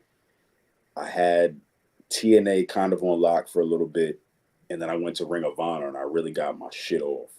And I really just started wilding at Ring of Honor. And that's when, like, the real, like, the Bully Ray, the Briscoes, I'm having match of the years. Like, I'm having the underdog run in Ring of Honor. You know what I'm saying? Like, you didn't know. And then all of a sudden, I get a movie role, and the pandemic hits. So then I end up going to do the movie during the pandemic, and I have one of the biggest movies in the world. And it propels me into another spotlight beyond wrestling. And this is during the pandemic. So the pandemic is going on, and it's just like, Chad Law, there's rumblings that he might sign, his Ring of Honor contract's done. Like, he's like, I'm comparing myself to Will Ospreay, Kenny Omega. Like, me and Will Ospreay and Kenny Omega have had bangers at this point, like classics. And then I just disappear to go do movies and like become the Rock of the independents. Yeah, and now you're a superstar. Now I'm a superstar. In ring the caliber of Omega and Ospreay. There we go. So basically, I spend most of the pandemic away, doing movies, and then all of a sudden, Fightful reports, Chad Law's ready to return to wrestling. Who's going to sign him? And it's just like a bidding war of where I'm going to end up. All of a sudden, I show up right here at the Royal Rumble in the WWE. Everyone's just like, oh, shit. oh, Chadwell's here. Oh my God. Like ratings through the roof. Because at this point, it's like having John Cena and The Rock, but you've got, like, you know what I'm saying? He's a movie star. I'm a movie star, but I'm also one of the best wrestlers in the world, like PWI acclaimed. Like, but you haven't seen me on the WWE scene yet. You've just heard about me. You see, it's AJ Styles, I was just about to say, right? It's Styles, AJ Styles yeah. being able to be a world traveler and debut and shock people at how good you are in the ring, but you're very familiar with who this person is. There's people in a situation like that are going to be surprised that you wrestle, period, right? Yes. Like The Rock.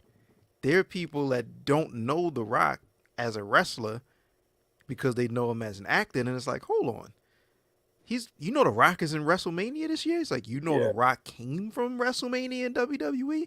Word? Yeah. So it's one of those. It's like a nice little hybrid of like, I'm trying to think about who fits the description of like who's the biggest star that was also the most acclaimed in the ring. Maybe Randy Savage, and he really wasn't a movie guy. He had the Slim Jim commercials, but he was just popular. I don't know who was like. There is nobody. That's why I got the character. Batista? And even then, we've all grown to Batista matches at some point or another. 100%. So it's like, imagine having Will Ospreay, the movie star, but also the wrestler. It's pretty much my character, but black. Mercedes? But she had a couple of TV joints. She's not a movie star. And that's the thing. It's like, yo, I actually just That's want I want an Oscar.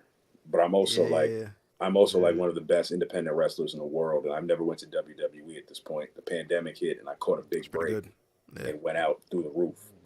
I end up signing with WWE. I don't go to AEW. But the catch is, because of my movie obligations and my contractual obligations, I can't always appear full time. So that will always be the gripe, and always the Dave Meltzer and the Jim Cornettes and he's fucking great, but he's never here. He's there fucking 3 months out the year. Where is he? That's gonna be. But that's your heat, though. That's your heat, because like the other part is like. The difference, I think, a lot of times with those part-time situations where, like, people also grew tired of, like, Brock Lesnar's style.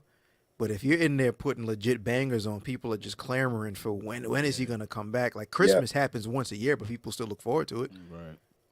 Yeah. That's why people look forward to it. It's like, why ain't Santa here in July? Because Santa's only here in December, my G. Like, Yeah. That's what I said. Don't matter if you're away 3 months, but you put on a banger every time that you come back after that 3 months. When Santa brought you that PS5, you wasn't bitching about him not being around in July. To bring that whole storyline home, my first year in WWE goes really well. It's fine. Everything is solid, but I got to take the break to do movies. Current time, Cody Rhodes, Bloodline. My whole gimmick is, I'm here to find you. Like, I'm here to find you.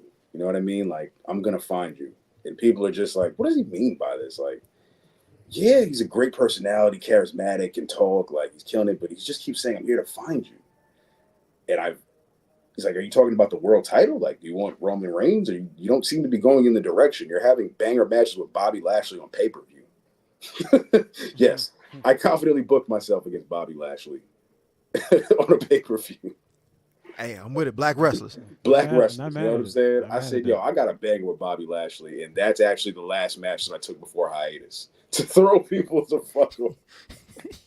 Nobody has bangers with Bobby Lashley. And then just disappeared to go do a fucking movie. So I Find You is when Cody Rhodes and Seth Rollins are like, yo, we're outnumbered, but we need help. And they're like, oh, we got somebody. And then that's when I appear. And that's when I show Killer.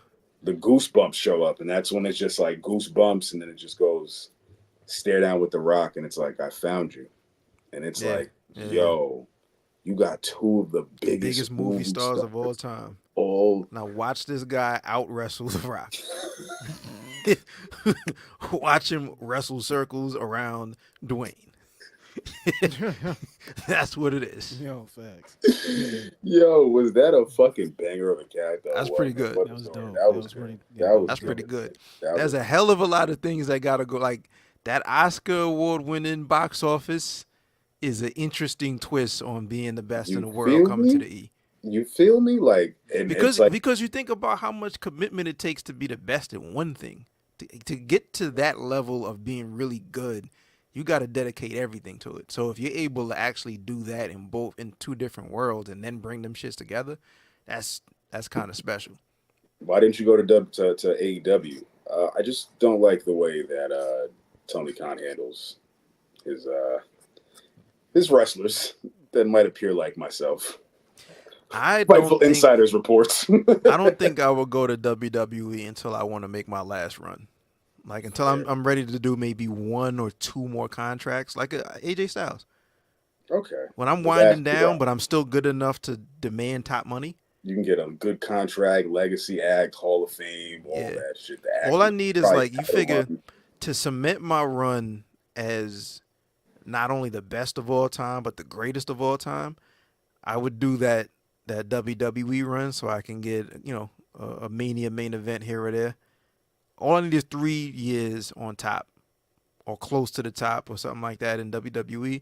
And you can put my name and award after me, bro. This is the AO award. Nobody did it like that guy. It's crazy. I actually imagined that you and Ron were both going to go the AEW route while I went WWE. I thought you might have went New Japan, but you had a stint in New Japan. You didn't stay in New Japan. Yeah, I would, but that would be my. I would do the circuit. I would do the CMLL. Yes. I would do the New Japan. I would do the Rev Pro and the AEW, and probably do like these guys are doing now and get my big money in AEW. But I would be respected as like, this is the guy that when the bell rings, we're in for a fucking treat. Nah, that's. But then when it's time to cash out, but that's the thing though. That's funny. We both had the same story, but you just went AEW. I just went but movies in WWE. But you could cash out with Tony too. Tony out here just writing checks, guys. So I know. I might never come over. I know you might really never be in the WWE. I might never really come over. My man gonna be on the AEW shit for real. I'm telling you, like I'm gonna avoid at all costs standing next to a TV, like watching the TV, with the angle, like fuck out here. Just know when you see AO fight Brian Keith on Rampage, it's just gonna be like, God damn, this is what they doing to my man, yo. Nah, fuck that. I'm gonna get my man Brian over. Yo. I'm gonna bring back the still tipping song. My guy's not gonna stay long enough in a company to really settle in. He's just gonna be going to different companies, different continents to assassinate. Which is fly. That's how you stay fresh. That's territory. That's a dope route. Right. That's a dope route. That's You're territory. pretty much doing it the reverse route. Like waiting. Me and AO's trajectory is, we running it up on the indies to get our weight up and our clout up, and then we go into the big leagues. And your guys like, I'm jumping out the gate, just taking over all the indies right absolutely. now. Like I'm taking everybody. And that's how he grows too. That's how he builds his skill as well. You do that Mustafa Ali run. He's on that campaign of hitting every territory right now. Yep, something like that. Yep. And the old territory thing. Yeah, it's kind of spot on with that. The new territory system is the entire globe, bro. NWA's territory system does not exist currently. And that's when it's time to end the show. When the National Wrestling Alliance is brought up on the pay-per-view, we are 2 hours in, and it has been an amazing episode. One of my favorite episodes of the Ringside Club. This has been enjoyable. Yes, sir. Episode number 78. We here, fellas. We here. Outro survey is up already. Oh, word. I got you. While I'm pulling that outro survey up, we are with the Black Guy Wrestling Pod. First of all, if you made it this long, salute to you. I appreciate you. We are with the Black Guy Wrestling Pod this weekend, this Sunday, so make sure you stay tapped into all socials. We'll get all the links out and all that. But the survey question to go around the ring before we get out of here. Will Cody and Seth have matching apparel for WrestleMania? And I have to think about this. What Seth wears and what Cody wears. Damn, they might, but I'm going to say no. It was a good prop question, but I figured I'd just shoot it as an outro now. Yeah, I'm going to say no. Cody is not wearing anything but red, white, and blue, and Seth is wearing whatever Becky is. So nah. Oh man, I can't even call it, man. And they like Bianca and friggin' Montez Ford. Montez. Like, all they fucking do is match. Like you saw Love in WWE, man. Like, I haven't seen it yet. I haven't seen it yet. It's pretty solid. I binged it in like 2 days, I think. It's pretty short, Word. like half hour, 8 episodes. Every episode they damn near matching. Man, I can't even call it. I'm gonna say yeah. I'll go with yes, and then I'm gonna see Seth turn on Cody, which will be even funnier. if So they Seth is match in up. that red, white, and blue. Yeah, but it's gonna be some outlandish red, white, and blue, man. It's gonna be zesty. Oh yeah, Yeah, definitely It's gonna be zesty. tassels. That's- Gonna be a poncho with like He's gonna have a top hat. with bicep, with like Buff Bagwell. Yes. I Call made it it. down. Seth Rollins is definitely gonna have the Buff Bagwell top hat to Yeah. capitalize his grand Speaking WrestleMania. of Buff Bagwell, he's gonna be in the next episode of I think Dark Side of the Ring, I believe. So that's gonna be For real? freaking- Yeah, I think so. Yeah. Wait, it's a Buff Bagwell episode? Yeah. No, I'm tapped. Fuck what I said. I'm watching. Fuck what I Yeah. said. I'm gonna tap in. I thought you was got this. Oh shit! I know I'm smoking stone because I thought you was about to fuck me up, bro. And say, it's crazy you say that because Buff Bagwell is gonna be on Dynamite. Because Wait,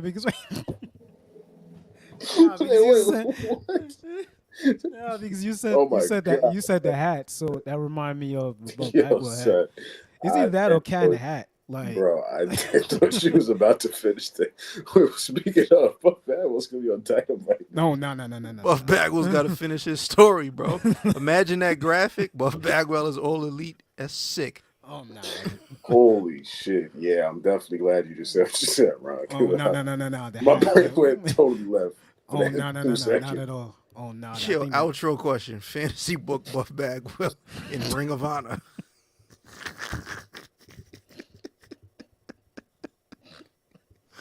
Holy smokes. Damn, son. Yo, ready for that Wardlow Buff Bagwell feud. Yo, can he still wrestle? Like, Nah, no way. he can't No way wrestle. he's still That man wrestling. can't wrestle still, dog. He can't wrestle. Oh man. Yeah, yo, I don't know. I don't know why I just thought you was just. I'm just so conditioned to say this person's gonna show up on Dynamite. I just really thought you was about to just. Nah, 'cause I think everybody in the world has showed up on Dynamite. That's what I'm saying. I thought you was about to hit me with the banger, like, yo, I just the wrestling No. news just dropped. Like, Nah, yo, man, just the hat, bro. Buff Just the Bagwell hat. live next week. Just the cat. Hat. Dynamite. Just the cat. Sean hat. Ross Sapp reports. Yo, Buff Bagwell on Dynamite next week in the Promoting in Dark Side of the Buff Bagwell is out here on Rampage, dog. Yo, done. As far as the question, matching gear, I'm gonna go Matching gear. yeah. I'm gonna just say because it's only gonna be Seth that wears the similar shit. Like they're not gonna look, you know what I'm saying, too far off. They might not be in the same. They both wear the long pants, but I just feel as though their color scheme will just look more appealing. Yeah. together. They'll be cohesive for the night. Cody won't wear red, white, and blue, and Seth is wearing highlighter yellow pants. Like I just don't think that's gonna happen. I think Right. it'll be Yeah. more. Question. When Cody and Jay won the title, were they wearing matching gears? I don't recollect. Nah, because Jay just pretty much wears the black pants and the ups. Jay just showed up and was like, yo, I'm Yeah, on I Jay can't Jay. remember. Jay got joggers on at all times. It's blue. If you want to take the blue, that's about as only as as close as it gets. Yeah, But I other couldn't than that, remember. Yeah, because I don't know if that's like a thing Cody what does. a like, blip in the radar. Wow. He's Forgot got about the that. Biv, but no Roy G. Damn, son. You just said they won the tag titles. Fucking forgot about that one already. How fickle are we? Cody's a former tag champion already. What a time. That was filler for the summer. that's a fact. All right, fellers. All right. Yeah. That was episode number 78, Ringside Club. Hit the ringsideclub.com. We out. Yes, Peace. sir.